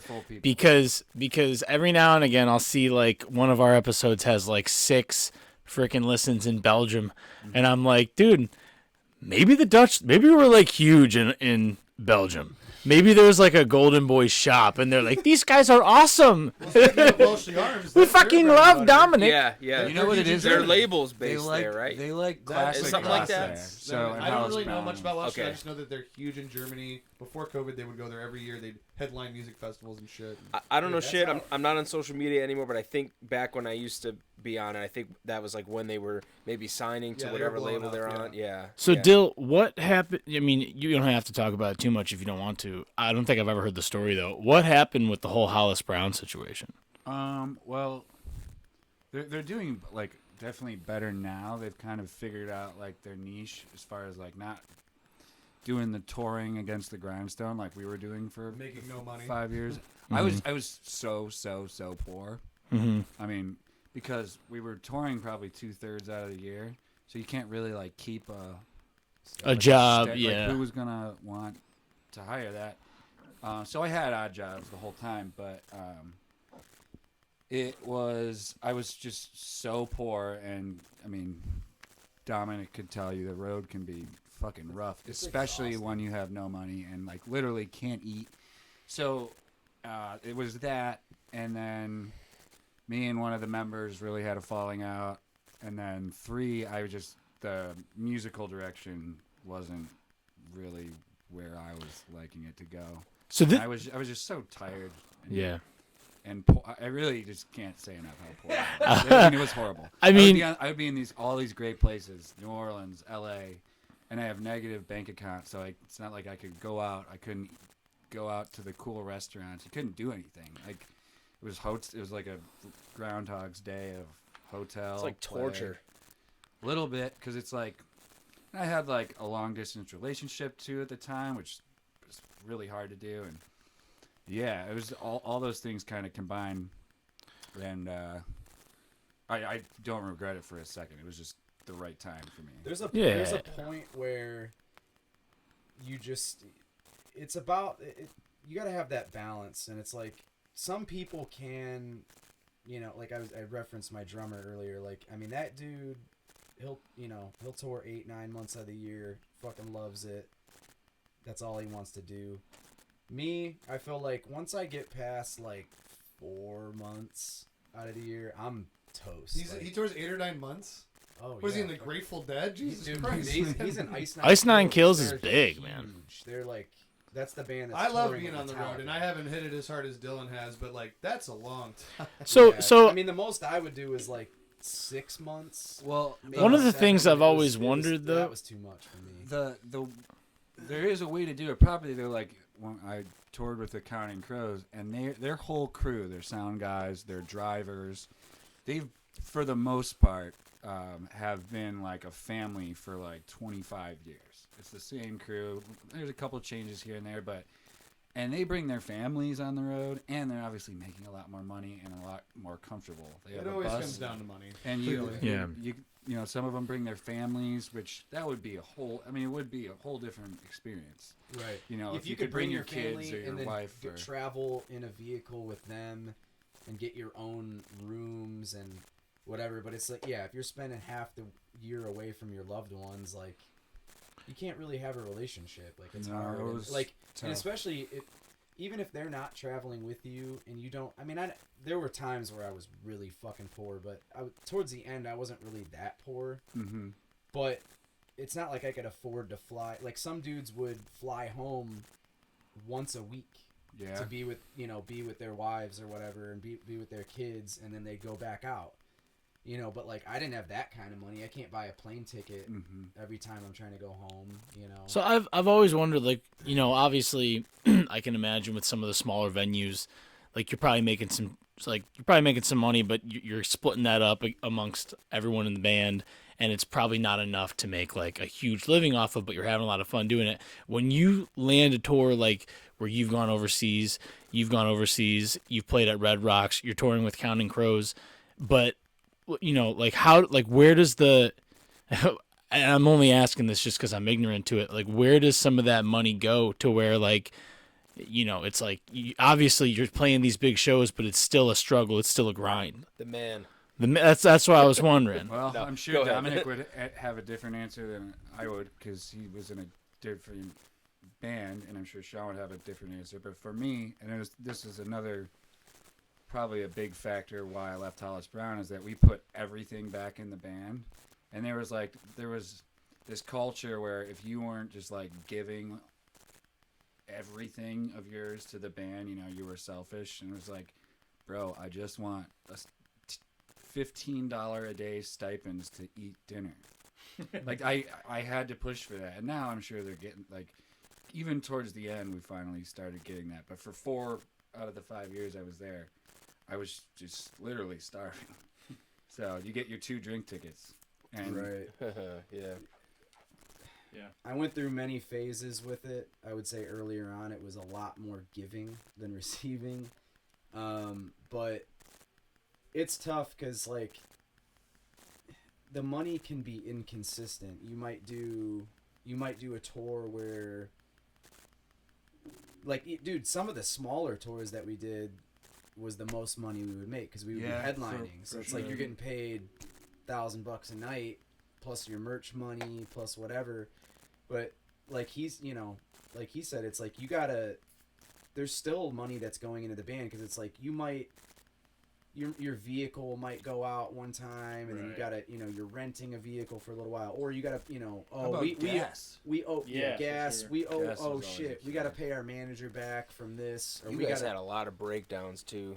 we you were had a really lot of we had breakdowns. some shitty vehicle situations, and You then don't, like you don't think it's gonna happen to you, but it happened. oh yeah, and yeah, it's like you always owe somebody something too. That's what it seems like. Like Oh god, the record company, the booking agency. we had a. I'll say this much too. We had a bad deal. We signed on a bad deal early on, so it was like we had to use our own money to do a lot of the shit that we did. Like, we didn't get tour support funding from our label. Our label would put up some money for music videos and stuff like that, but they weren't. He'd be like, okay, I'll give you guys like $2,500 for this, but you need to. You need to come up with the other $4,000, and it's just like, dude, like His name was Don King. all the other bands our size, their label is fucking paying for all of it and giving them like a per diem for food for the day. Like, why are we having to come up with all this money ourselves? Yeah, it was always the same with us. I think it's gone away from that where you get the big advance for all that stuff like it used to be. Mm-hmm. But yeah, I remember being so excited because we got Taco Bell had the Feed the Beat program. That's what it was called. Never heard of it. You see where this is going? And it was to like they gave us $500 in Taco Bell gift cards in $10 increments. So we each got $100 to talk. I have eaten so much more Taco Bell than anyone should. You still know have what, diarrhea? dude. It never went away. I never heard of that. And that was only because our guitar player Yeah. saw it, and he's like, okay, and applied himself. And they just sent us $500 in gift cards.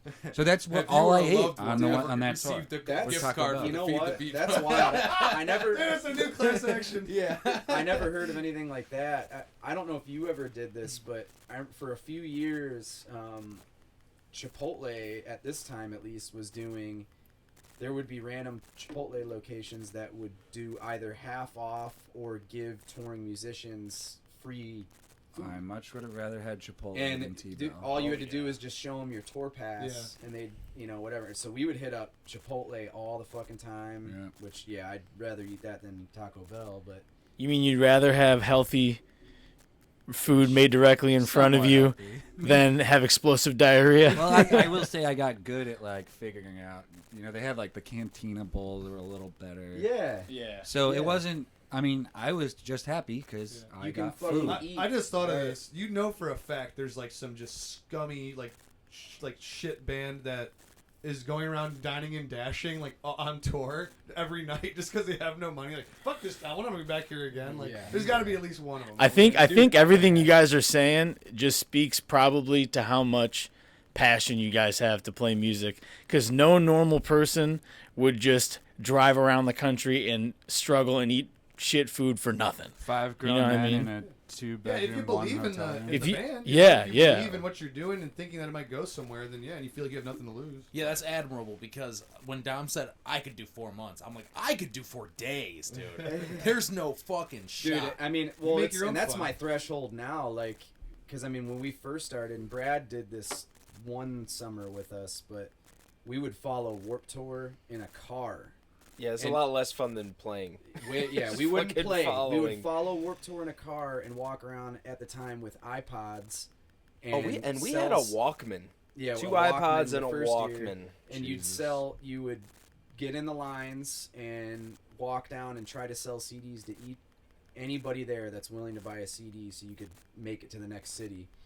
And like With dude, which band? Not Defiance. Really? 5 different times I did this shit, and we were literally living Just in trying a to car. get By your name summers. to different cities. we Basically, weren't- that's the Guerrilla whole- marketing. Yeah. We weren't sleeping in hotels because like that at that point Warped Tour, all the drives were like 9 hour drives every night, so it was like from sunrise to sundown you're selling CDs, then you try to mingle with the bands and try to network with them, and then you hop in the car, 3-4 of you in the car, drive to the next city, drive in shifts, and just make it. And you're like literally living in a car. Like, So What's the so problem? you have all the shitty parts without the one gem part of being able to play, which is Exactly. why we do it. It was- It's the best feeling. I was in the fun, world. though. Yeah. It I was will say fun. this: there were people there's so many people that have hit me up online or that would come to our shows.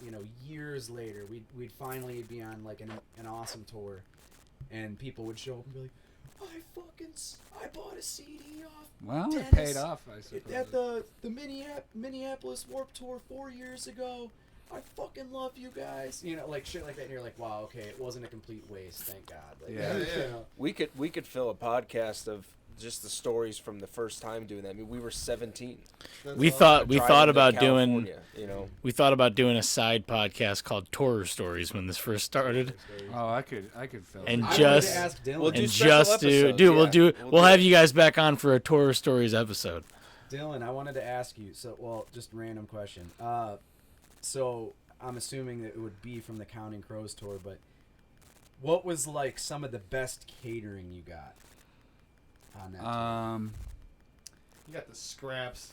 Well, so the Counting Crows, I don't know, is it corny to say how much they paid Hollis Brown? It was a very, laughably low number each show. So we lost so much money on that tour. Our sound guy, we had to pay, I think, $1,000 a week, and we were getting way less than that per show. I mean, we lost a lot of money. But the one nice thing that, it all goes back to food with touring to me. I was really excited that they did cater breakfast, lunch, and dinner. Oh, that's amazing. Yeah. That's So I was like, fucking oh, awesome. cool, I can eat. Sweet. Yeah. So it was always pretty much the same now. Yeah, there wasn't regional differences like, oh, we got New Orleans food and Louisiana. Okay. No. It was solid. There was a salad bar and sandwiches, and it was good. The funny thing though is our rider. The only thing we put on our rider was Gatorade, Nature Valley bars, a case of water, a case of local beer, and a bottle of Jameson. That was our rider for every show.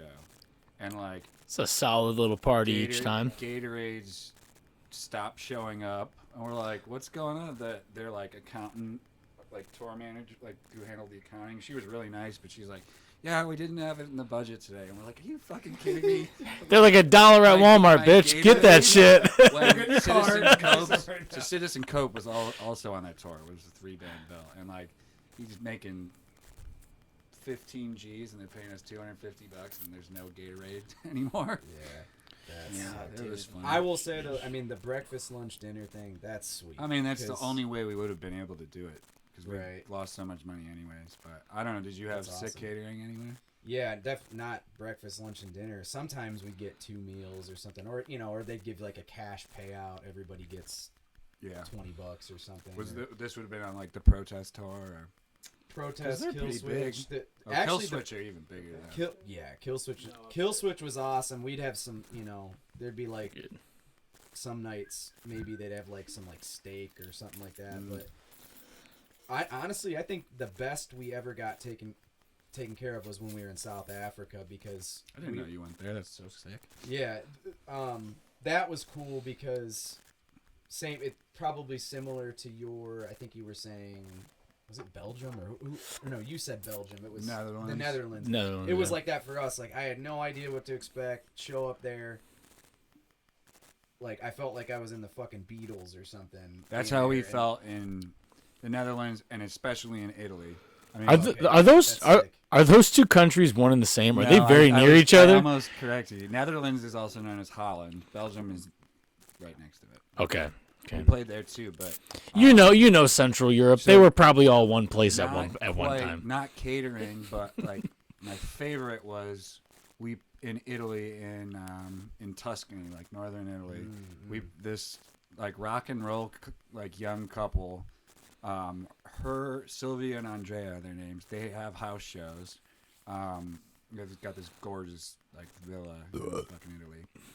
But her family started. It's like one of the largest like dog rescues in Italy, or at least in that region. So there's like a bunch of kennels and then this beautiful villa.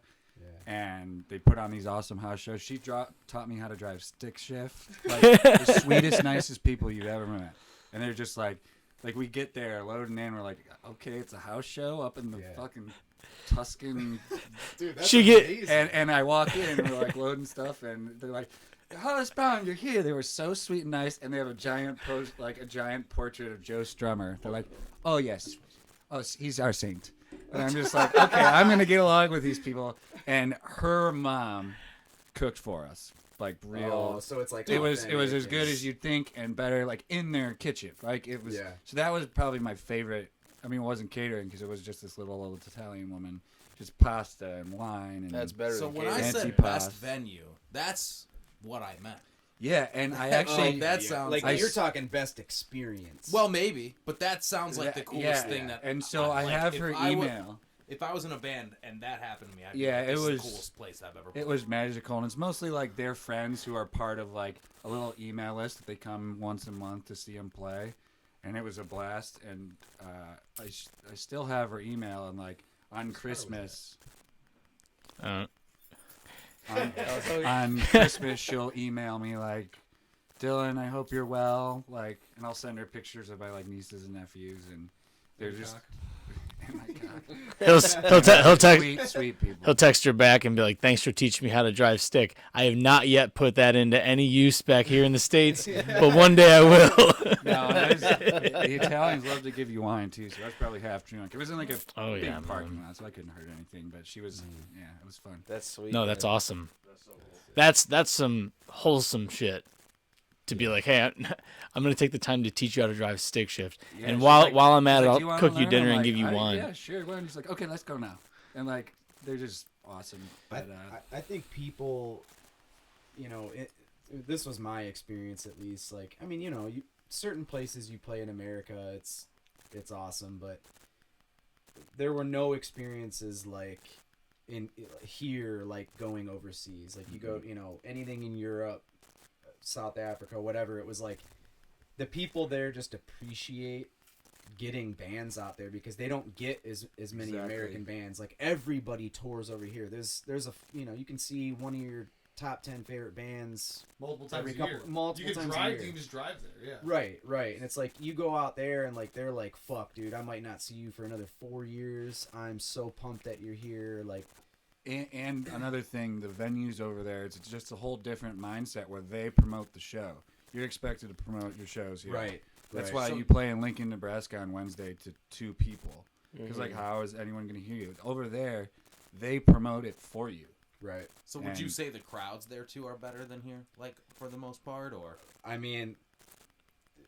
I don't know. At least, okay, well, I'll say this, because we headlined...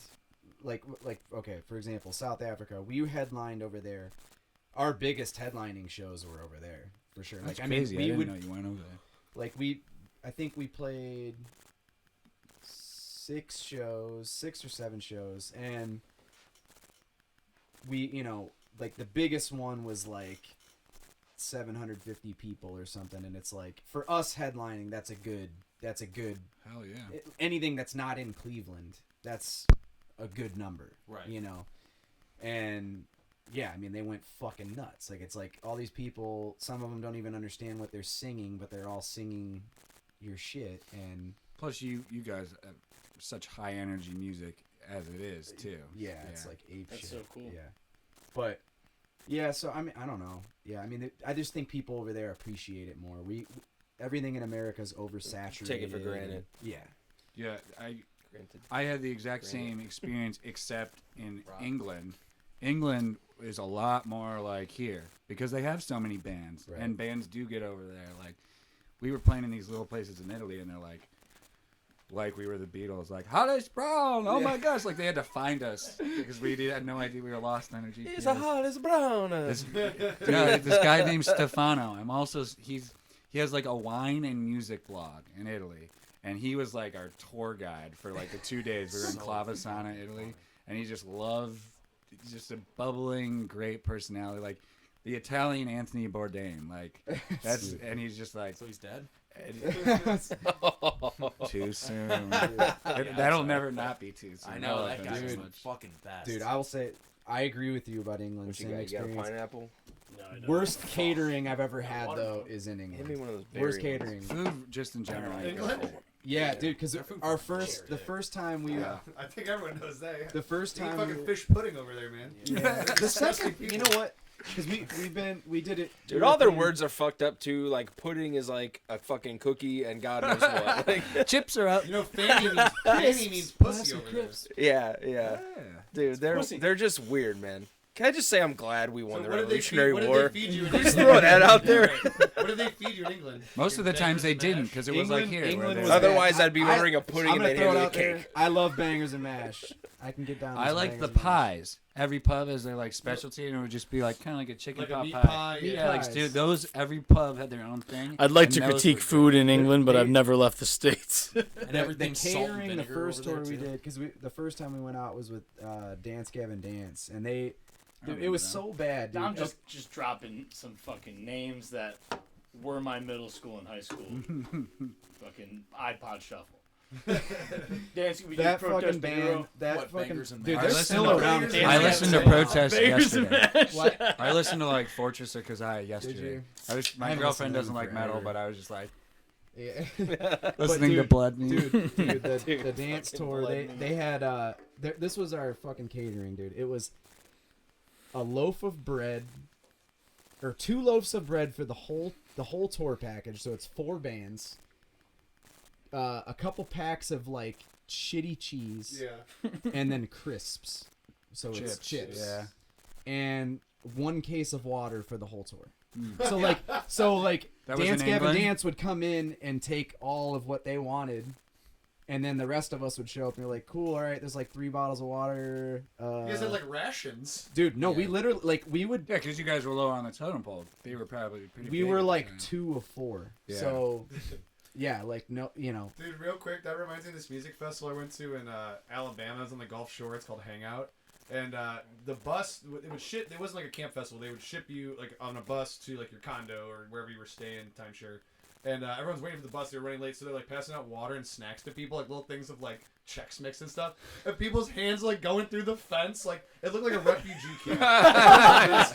like Firefest. Yeah, like, Are you sure this wasn't Firefest? It was Firefest? like Fire. No, we had it much better than them because we actually had a place to stay. We got fucking air mattresses. Yeah, like it was like something like zombie apocalypse. Like, get me out of here! It was pretty nuts. Like, Yo. I did get my hand on little Gradelli snacks.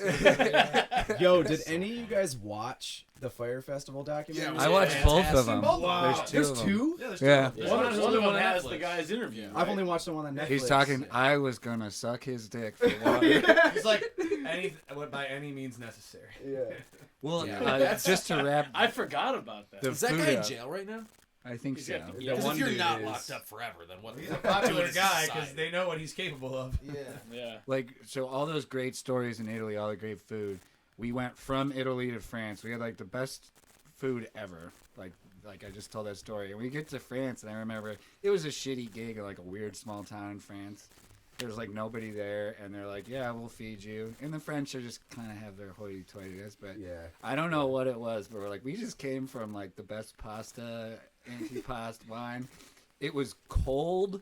It must be a French dish, or they were just fucking with us. It was cold peas. And maybe some like form of rice. That's what they fed us. It was disgusting. That's so And we're bad. like, we come from the top. speaking It's of to baby get chopped. food. Yeah. Cold baby. Speaking of France, that just made me think of they were the only place. I mean, we always Don't they hate we Americans? called it yeah. Parisians have a They thing called about it us, like but- I mean, we went by affiance, but they were the only ones that actually pronounced it probably how it's supposed to be pronounced. Like you just be, we're like backstage and you just hear, Affiance, affiance, like saying it like that. I'm like, it's actually pretty sick. For an encore, you got the whole crowd. Affiance, affiance, affiance. Another funny one was Bring back the brown boy. Multiple-toi, affiance. He's an immigrant. Get him out of here. French don't like the immigrants. The funniest green room thing was in Germany.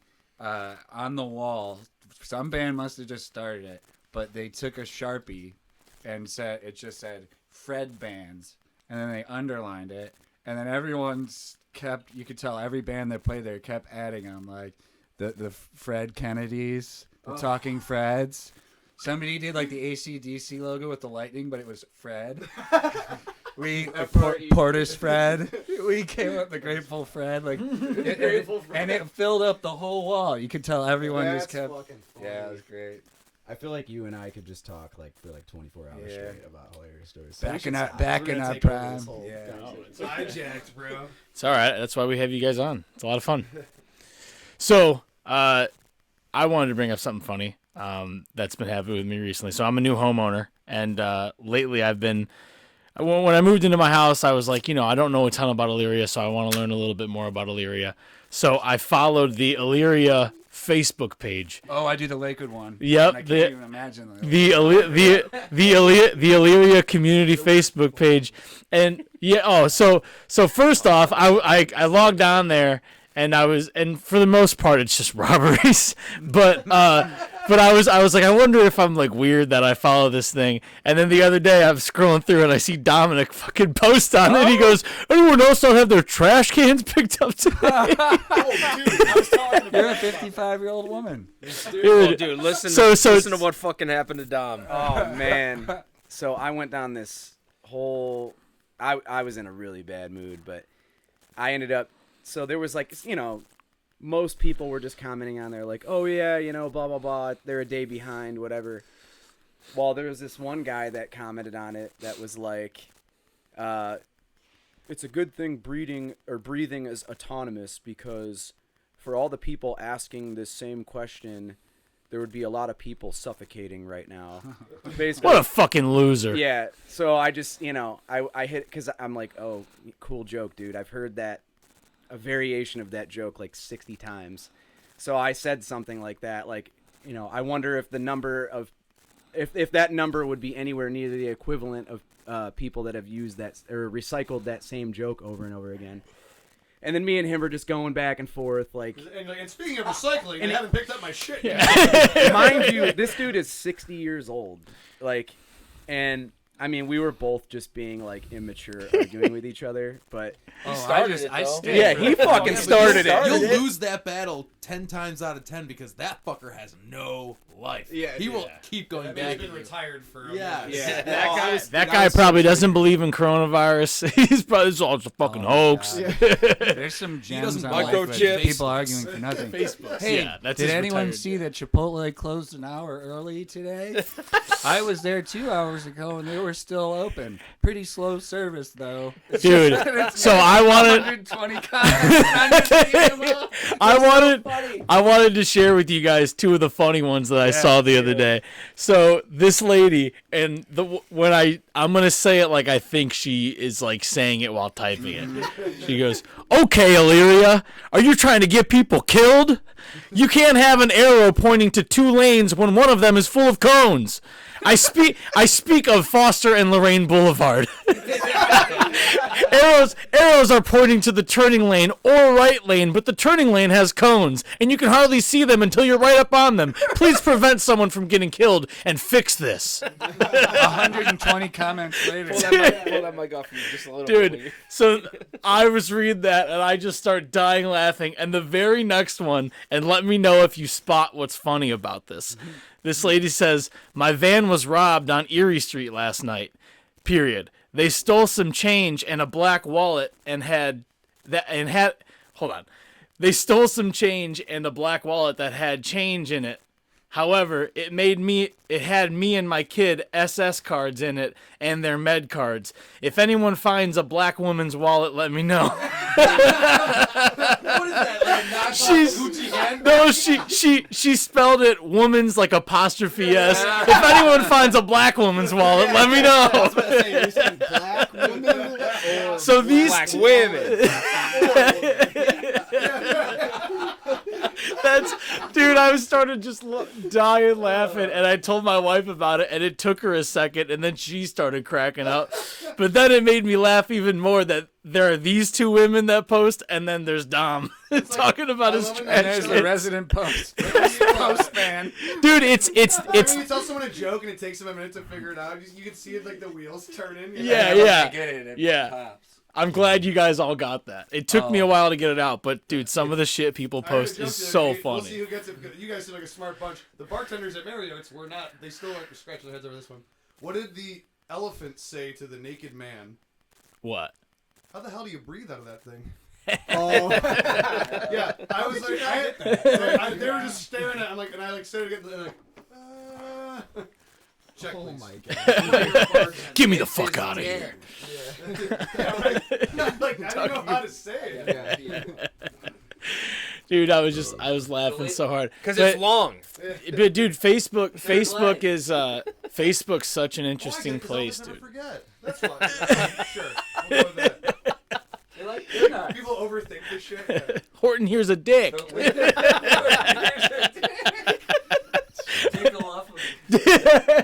Dumbo, Just wait, but my man. dick. The Lakewood one's like, hey, did anyone hear some fireworks go off about 15 minutes ago on Yes, Dude, what are we fishing for here? Dude, Dude, I was it's just my- about to say. I heard them too. I was just about to say, man, yeah. only a couple more months, and every single day somebody's gonna be posting about fireworks on whatever street. Because it'll be like every day for like 3 months, somebody's posting about it. My You're buddy like, said it best. Like, Facebook was great until the moms got on there. The moms and the retired people. And Dude, it is I- a hellscape. I would. So I used to. I've had many things that I bless you. Many little aspiration side projects. One of them was writing for this company called Big Play, doing like Indians content, and I would share my articles on like Cleveland Indians fan pages on Facebook, just because I was like, this will get clicks and people are coming here for Indians content, so I'll post it here. And you'd get like a fucking 60-year-old dude with like not even like a face, or like it's like a selfie, but it's like way too much of his face. Yeah, he's probably in his car. And then the comments are always, yeah, this would be good if this guy knew fucking anything about the Indians. And I'd just be like, fuck. I'm trying really I hard. read one of those articles. It was really good. Thanks, I dude. remember when those are coming out. Yeah. You just see the fucking funniest people on there, dude. Oh, dude, the Cleveland scene. I think they had to close the comments down because it got really bad. Really? Oh, people were just like. I think I posted something about this podcast on there, but it's so hard to do Cleveland that scene? kind of stuff. Yeah. Yeah, I saw that they shared it or something. Yeah. I was kind of jealous. I'm like, how did they get a little Dude, scene press? I just, you know what? You have to advertise with it. You got like paid to get. There's a lot of weird opportunities that I've gotten in like this social media space just by asking people. Yeah, for sure. And a lot of people would think like, oh, like we had an article from frickin' Cleveland Scene Magazine write about That's us. what I'm talking about. Yeah. Yeah, like, and I just messaged the guy. I was like, hey, any way that you guys could do like a piece on the podcast? He goes, we can't do like a lengthy thing, but like if you just send me some info, I'll type something up really quick and I'll just post it. And I was like, sure, just send him some shit. And then within like 10 minutes, it was up on their site, and I was like, holy fuck.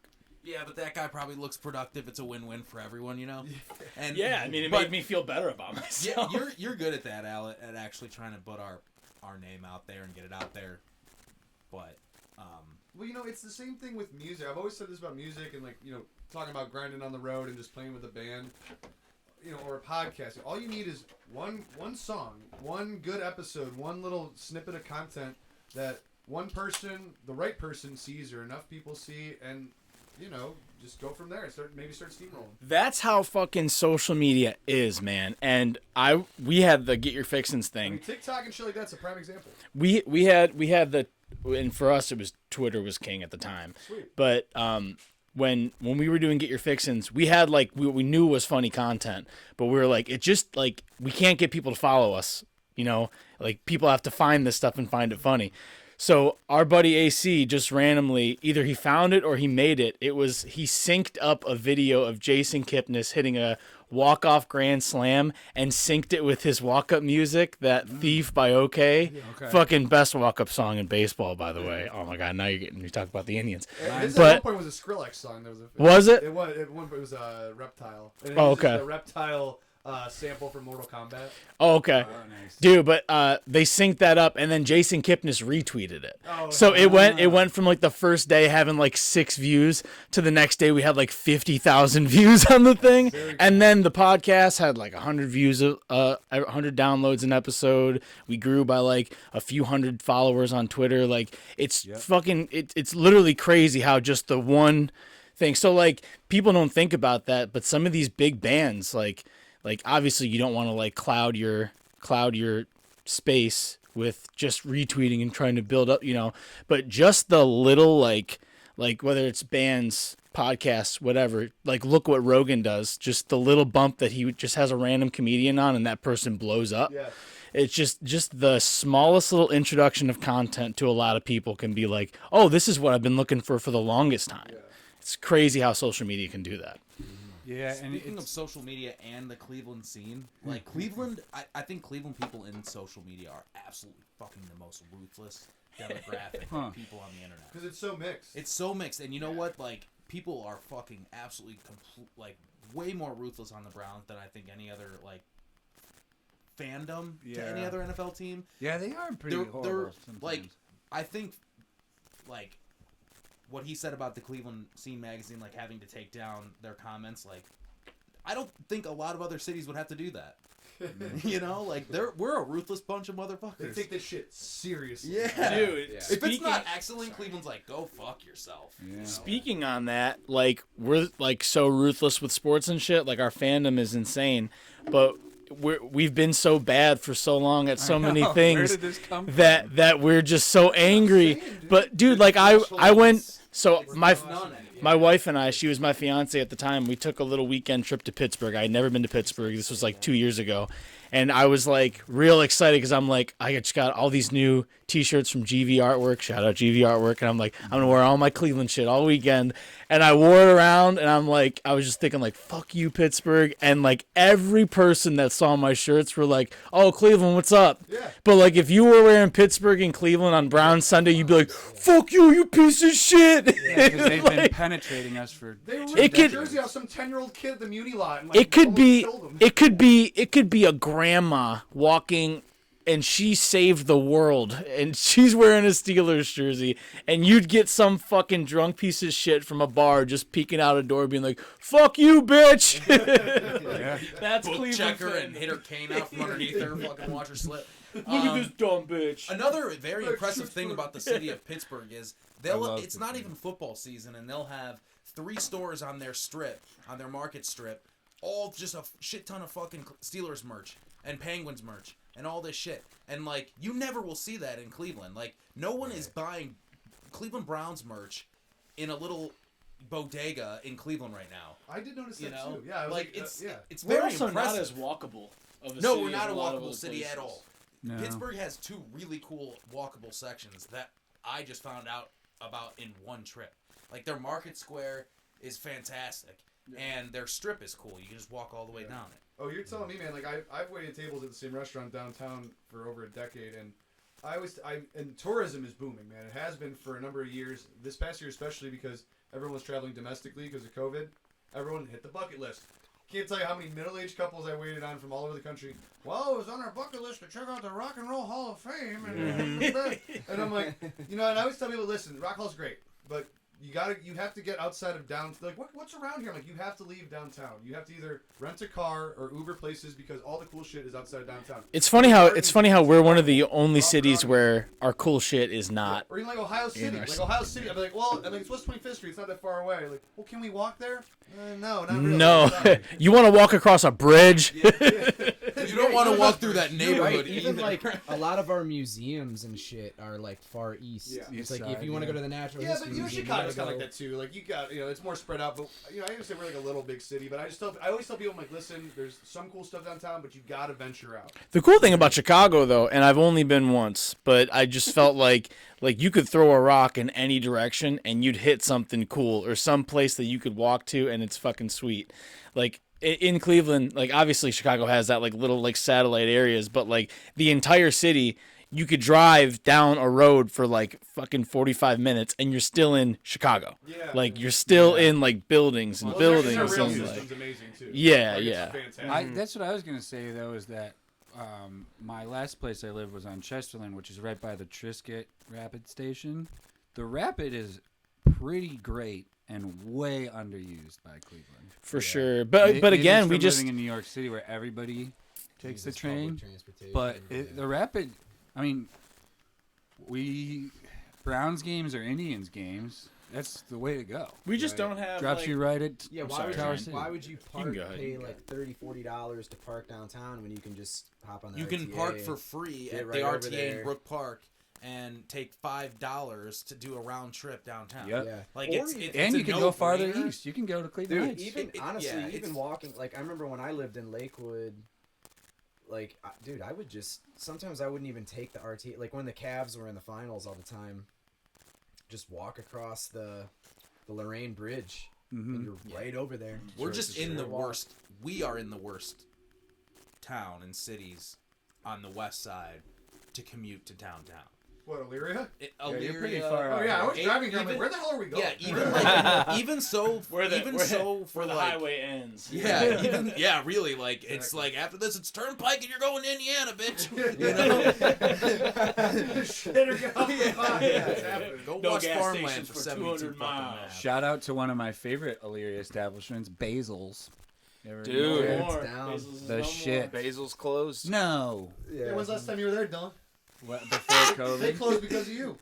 We played a Like, guys. didn't come no more. We played. We were counting on that boy eating our trash can burgers and all of our PBR. We played at the Elks. Yeah. You played at the Elks. And Yeah. probably I went to think Basil's Dan after. and No, they played Alec, at Basil's.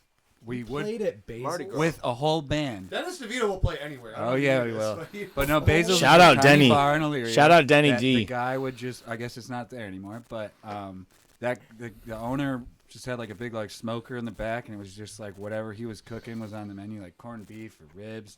Or be banging food, Dude, and you it's make tiny. There's no way we should have been able to get 4. We might have got 5 in there one time, but we played a guy's party for his last alimony payment. It's like divorce. And they were raging at 1 p.m. I mean, it was a blast. Dude, That was at that's Basil's? awesome. I mean, I was playing like Dude. this. You know, there's Yeah. no room. That is the perfect description of Elyria right there. Yeah. Guy's like 1 o'clock, fucking hammered, blackout drunk. He's like, you can't fucking get mad at me for drinking anymore, Becky, you Yeah. fucking bitch. It was his last. He had just done his last alimony payment, and he wanted us to play. It was awesome. That's I might have awesome, upset a lot of man. people with this comment, but I feel like Elyria, aside from like you guys kind of taking over and some of our friends, but like Illyria's mostly made up of kind of trash Tattoo parlors? and really rich white guys who like saw the potential and could live here for really cheap and got extremely rich, like living in a really cheap area. Dude, I consider so there are two you areas. want to be one of those? There are two- guys? Being in this house, I think you're on your Well, you're way. trash. There are 2 areas in Northeast Ohio that I consider the quote unquote last frontier, and that is West Park and Elyria, because those are the 2 areas, and not so much West Park anymore. Those are the 2 areas in Northeast Ohio where you could still get a house for what it's worth. Every place else you're paying like $40,000 more, but in Elyria it's like, yep, it hasn't hit us yet. Like, please move in here. Dudes are I still love- wearing Jenko jeans and dyeing their hair out here. My house in Lakewood would be like $80,000 more. You had a house Yeah. in your apartment. I know you had a house there. No, he's saying his house here, but in Lakewood. Yeah, dude. It's Yeah, my dad Wait, has said wait, West we're Park not would even be gonna where talk I about should Lakewood buy. House. Wait, you went over Yeah, I was over Yeah. once. my Yeah, him and apart- Dillon came Yeah, on over. Redcroft, right? This was I don't know if I recall years this. ago, man. Dude, Sean Keating with the memory, man. He's got a He named the right. fucking I street. was single at the time. Like, your address was 602, right? It's like, Jesus, The only man. reason I remember that building is because my buddy, I had a buddy that used to live there. Everything has a story. I connect everything. Wow. That was a long time. It's working at it. What were we talking about? Elephants? Well, I remember one time I hadn't seen Dillon in fucking forever, and I remember I like got home from work. I'm exhausted. I was parked on Detroit right after the Roycroft intersection. I'm like getting out of my car, starting to walk back, and I just see Dillon just walking down the street with somebody. It's like fucking 1 o'clock in the morning. He's walking around. I'm like, Dillon? You're like, who's that? You're like, oh, Dom. Oh, what's up, dude? Yeah. Dude, Dillon's like the Angels in the outfield of Lakewood, dude. My wife works in Lakewood, and every now and again I'd go visit her, and almost every time I visited her and we've walked around, Dillon's just fucking strolling down the street. He's like, "Hey, what's up?" Yeah, I live above the vacuum shop. That part where you said earlier that he doesn't drive. A very, very like opposite to Elyria. Lakewood is such a walkable city. Yeah. It is. So I mean, I'm a little slower now because I got a bum foot, but don't wrestle your nephew who plays offensive line and defensive line for Lakewood High School because you'll sprain a ligament in your foot. But yeah, I walk everywhere in Lakewood because it's easy. If I didn't have a car, I would. But Yeah, no, I think. Where do you live at in Lakewood now? I live on Lincoln, Okay. which is. And what's your social? But yeah, like I think my SS girlfriend card. and I are gonna start looking for places like a 2-bedroom for just us. I live with my buddy Ryan right now, but Okay. Ryan number 2. You're in Ryan number 1. Don't worry. Oh shit, you got Ryan number 1. Got Ryan number 1. Did anybody see the new Jackass movie? No, I really want we to. were talking Dude, about is that. it good? It's worth it. Phenomenal. I might go tomorrow. It's very worth it. It's great. good. It's great. It's That different. was such an integral part of our childhood. It was. Dude, those guys, yeah, like, you It was grew one of up my with those questions. guys. They're the homies. Like Yeah. those are the movies. 'Cause I grew up. There was a Blockbuster right at the top of my street. Like, there'd always be the cool clerk that would let you rent, the Jackass movie. Yeah, You know? yeah. I had like fond memories of like watching the Jackass movie, playing Tony Hawk, listening to fucking like Franz Ferdinand on my stereo. Franz Like Ferdinand, it's a yeah. snapshot of time. Like that was 2003. Boom, right there. Like Dude, it was the fuck shit. yeah, man. Dude, I don't know hardly any Franz Ferdinand, but like, whenever Take Me Out That's comes on, an all That whole time. record's really good. You should listen to it. Dude, It's an self-titled, really good. Front Porch Lights has done that. Yeah, It's we a did fun that one to too. play. Yeah. that song, it's impossible to not bang your head to. As soon It's as you about- hear the Yes. Those guys are Scottish too, I think. you're Are like, they? fuck yeah. Dude, if you had to pick, let's get into it. Your favorite Jackass skit, or what are some of your favorite, like, most Oh, memorable there's so many good ones. Jackass I mean, skits? right off the top of my head, you don't I have to think pick one. Let's just talk about funny ass I think- fucking Jackass skits.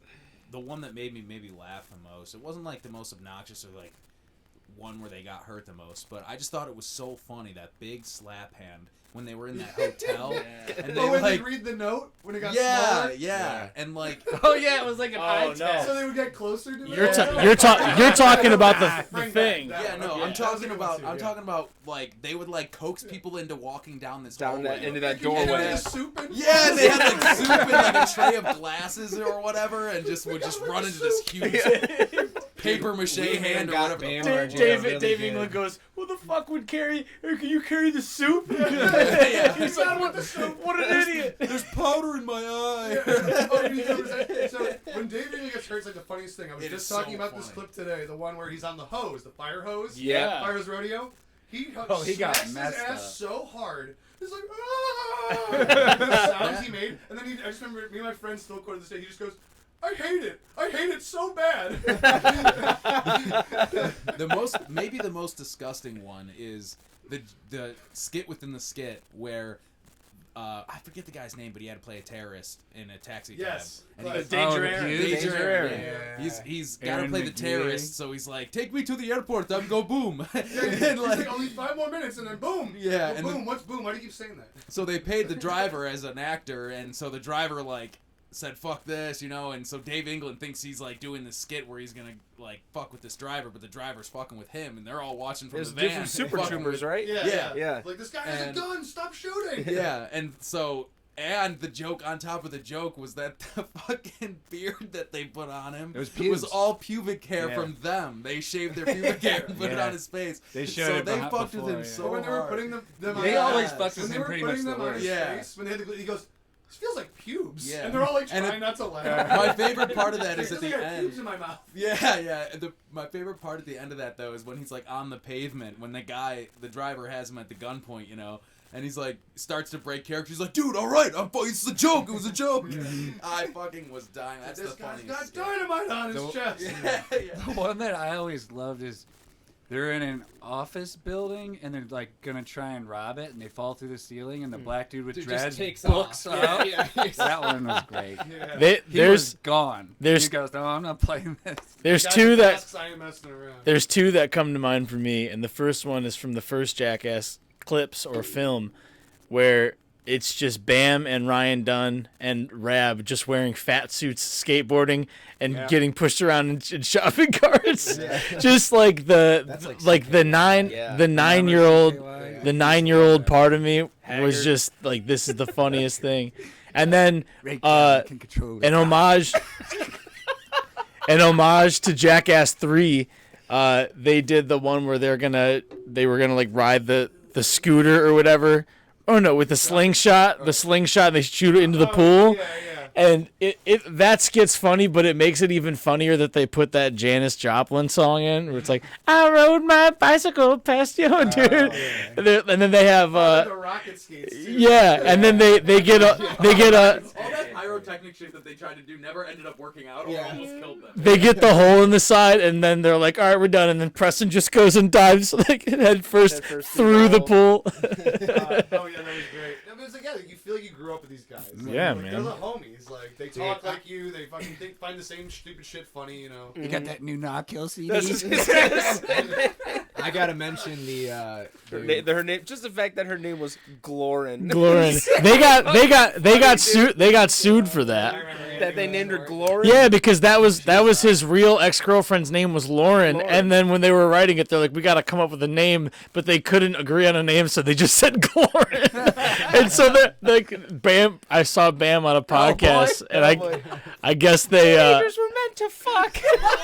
and he's like, oh, I just got to dig deep in here in my wallet. Ooh. Fucking finger in his wallet. Rake and mustard. Did they duct tape a turd to the fucking garage? Smearing the shit on the garage door.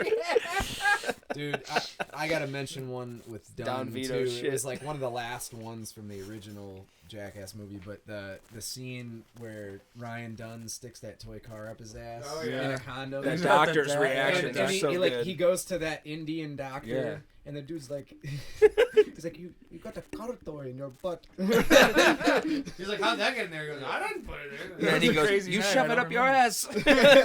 That's how it got there. Party last night, I was drinking. Yeah. And then he's on the phone with his colleague. He's like, yeah, they were all messed up and they're putting shit up his ass. They're crazy, man. I like even from the new one too. This was a throwback This from translator says, "It's a one of car." one of the other movies one of the other scenes they did in a movie, but the one in the new movie where they have Wee Man tied down, strapped to the ropes, and then Chris Pontius and Steve-O are like dressed up like Undertakers. Like Undertakers They're and like fucking they zombies. put the meat on his flesh and the buzzard picks it off or whatever, and that fucking huge buzzard that's like the size of Wee Man's coming up and like eating the meat Picking off the meat him. off Yeah, of him. dude, Oh, that shit. shit. I don't know. I think that's the funniest thing ever. I don't Yeah. know why that's so funny. I didn't realize in that movie there's a lot of odes to old skits. Yeah. I didn't realize that. They really did that a lot in the movie. Very early on, like the one thing my dad always would love was just because it was just so simple was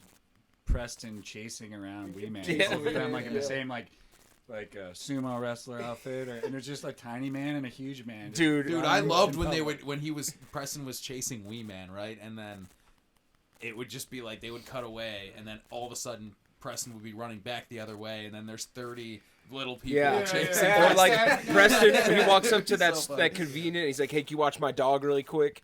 And then Wee Man comes out dressed in the exact same clothes. He's like, Yeah, "Thanks, yeah. man." The guy hands him the dog. He's like, "Wait, what the fuck?" Not to hang on this too long, but if you guys haven't seen the documentary Dumb on Hulu about Big Brother Magazine, you should definitely watch it. You guys know about that? I want That's how to. all those dudes got hooked Yeah, up. I right? literally watched it like 4 times just because it's such a great story. Big Brother Magazine was kind of like a risque, taboo skate mag, and Jeff Tremaine and Pontius and Knoxville, they all worked for this magazine. And the initial like jackass footage was when Johnny Knoxville did his like it was like the Johnny Knoxville like safety tour. Was guy it or you something. testing self-defense equipment or something? Self-defense stuff. Yeah, like he's tested like at the very end of it, he shoots himself in the chest. He's wearing a bulletproof vest. Like he could have died. That's like, insane. Yeah, but the documentary's awesome. It's on Hulu. I've watched it a bunch. It's really good.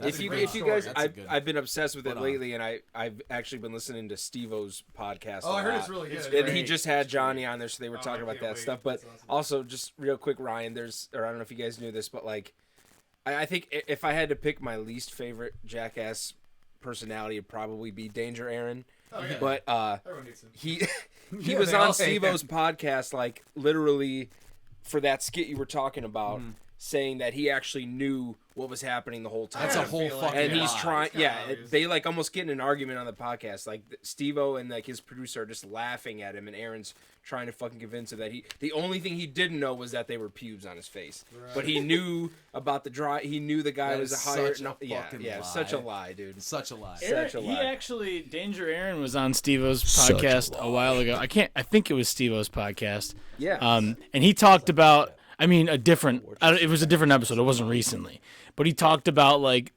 the bullying that he took on, Oh, on, they on. were relentless with him. But he They would like always get in with the buzzers. he legitimately talked about cut his like hair off. he talked about legitimately needing like All that. No, I meant the clippers. Sorry, not buzzers. When they would just get his hair. he talked about legitimately needing to like talk to somebody because he's like I just felt like it was like everyone was having fun at like at my expense, Yeah. you There's know. gonna be one guy that's singled out. Yeah, and that's kind of and he was like, Steve-O, you've always been cool, but sometimes there's been some fucked up shit. And he talked about some story with Jeff Tremaine where he like pissed in his luggage and canceled all the flights. Oh, that was was that Dave England? that was Dave England. Dave England. Okay, well That then was- I'm mixing up two of them, I but read Danger stories Aaron did talk where about. Dave England gets like crazy drunk and he turns into like a different person. Yeah, yeah. And he's just like the worst person in the world. I think he's sober now. I think like that was a lot like of that those was like guys his are. big thing with on Steve-O's like, blacking out is podcast. like an understatement. Like he would just be like just the worst A person. maniac. And then they- Jekyll and there was Hyde, a man. stunt that no one wanted to do. They would like put him at the top of the list if it was a night where he got really shitty the night. Dude, so that, to speak on that story, it's really funny. So Dave England, like I guess when they were in Europe somewhere. Yeah, when they're in England, Yeah, right? yeah, and Jeff, they rubbed shit on Jeff's door handle because he said they were all mad because Jeff had his girlfriend who was like now his wife come and visit him, and they're all like, what the fuck, we want to have our fucking wives and girlfriends visit us. So they put shit on his hotel room door handle, and then after they did it, they like filmed it, and it was hilarious, and Dave went out and got hammered, and he came back, and Jeff had pissed in his luggage. Well, in his luggage, he had like a stuffed animal for his newborn child that like he missed the birth or just left Oh right my God. after the birth. So he was so pissed and he was hammered. He called all the flights and the hotels and canceled everything for the whole crew and flew home that night.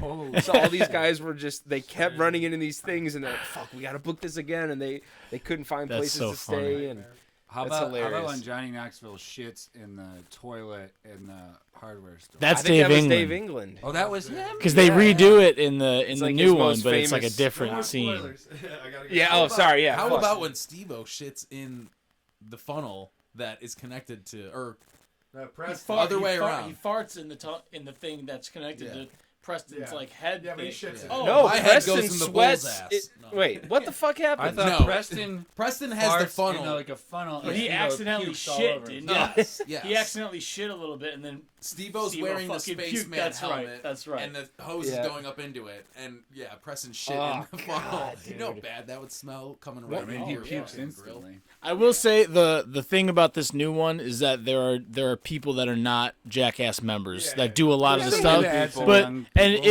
it's hit or miss. But for the most part, I'd say 99% of the time it's a hit. They Like have Tyler Creator and MGK, right? yeah, they Briefly. do some they do some little little spots here and there. But there's a couple new guys. There's Jasper, do you guys know Odd Future? Yeah. So Jasper's a part of Odd Future. He's now a Jackass member, or at least for the movie. Some dude named Poopies. Yeah. He did some wild shit. Yeah, he's good. Poopies was good, and then there was this fat Zach Smith. Yeah. I saw him on Instagram for a while, and then I saw he was with the Jackass comedy. That makes a lot of sense. He was pretty good. They fit in really good because the thing that I've always liked about Jackass is that they're always willing to, like, yeah, they do some risque shit in public, but it's never at anybody else's expense. It's at their own expense. No, it's always their own. And they can always be really in a lot of pain, but still, like, laugh through it. And these guys brought that same energy, so it was really good. Like, I think it was Ryan Dunn. They like all like hawk loogies into the chowder. Like I never liked that shit. This might have been CKY and not Jackass. But do you remember? This was one of the things that made me laugh the most was when Rab himself.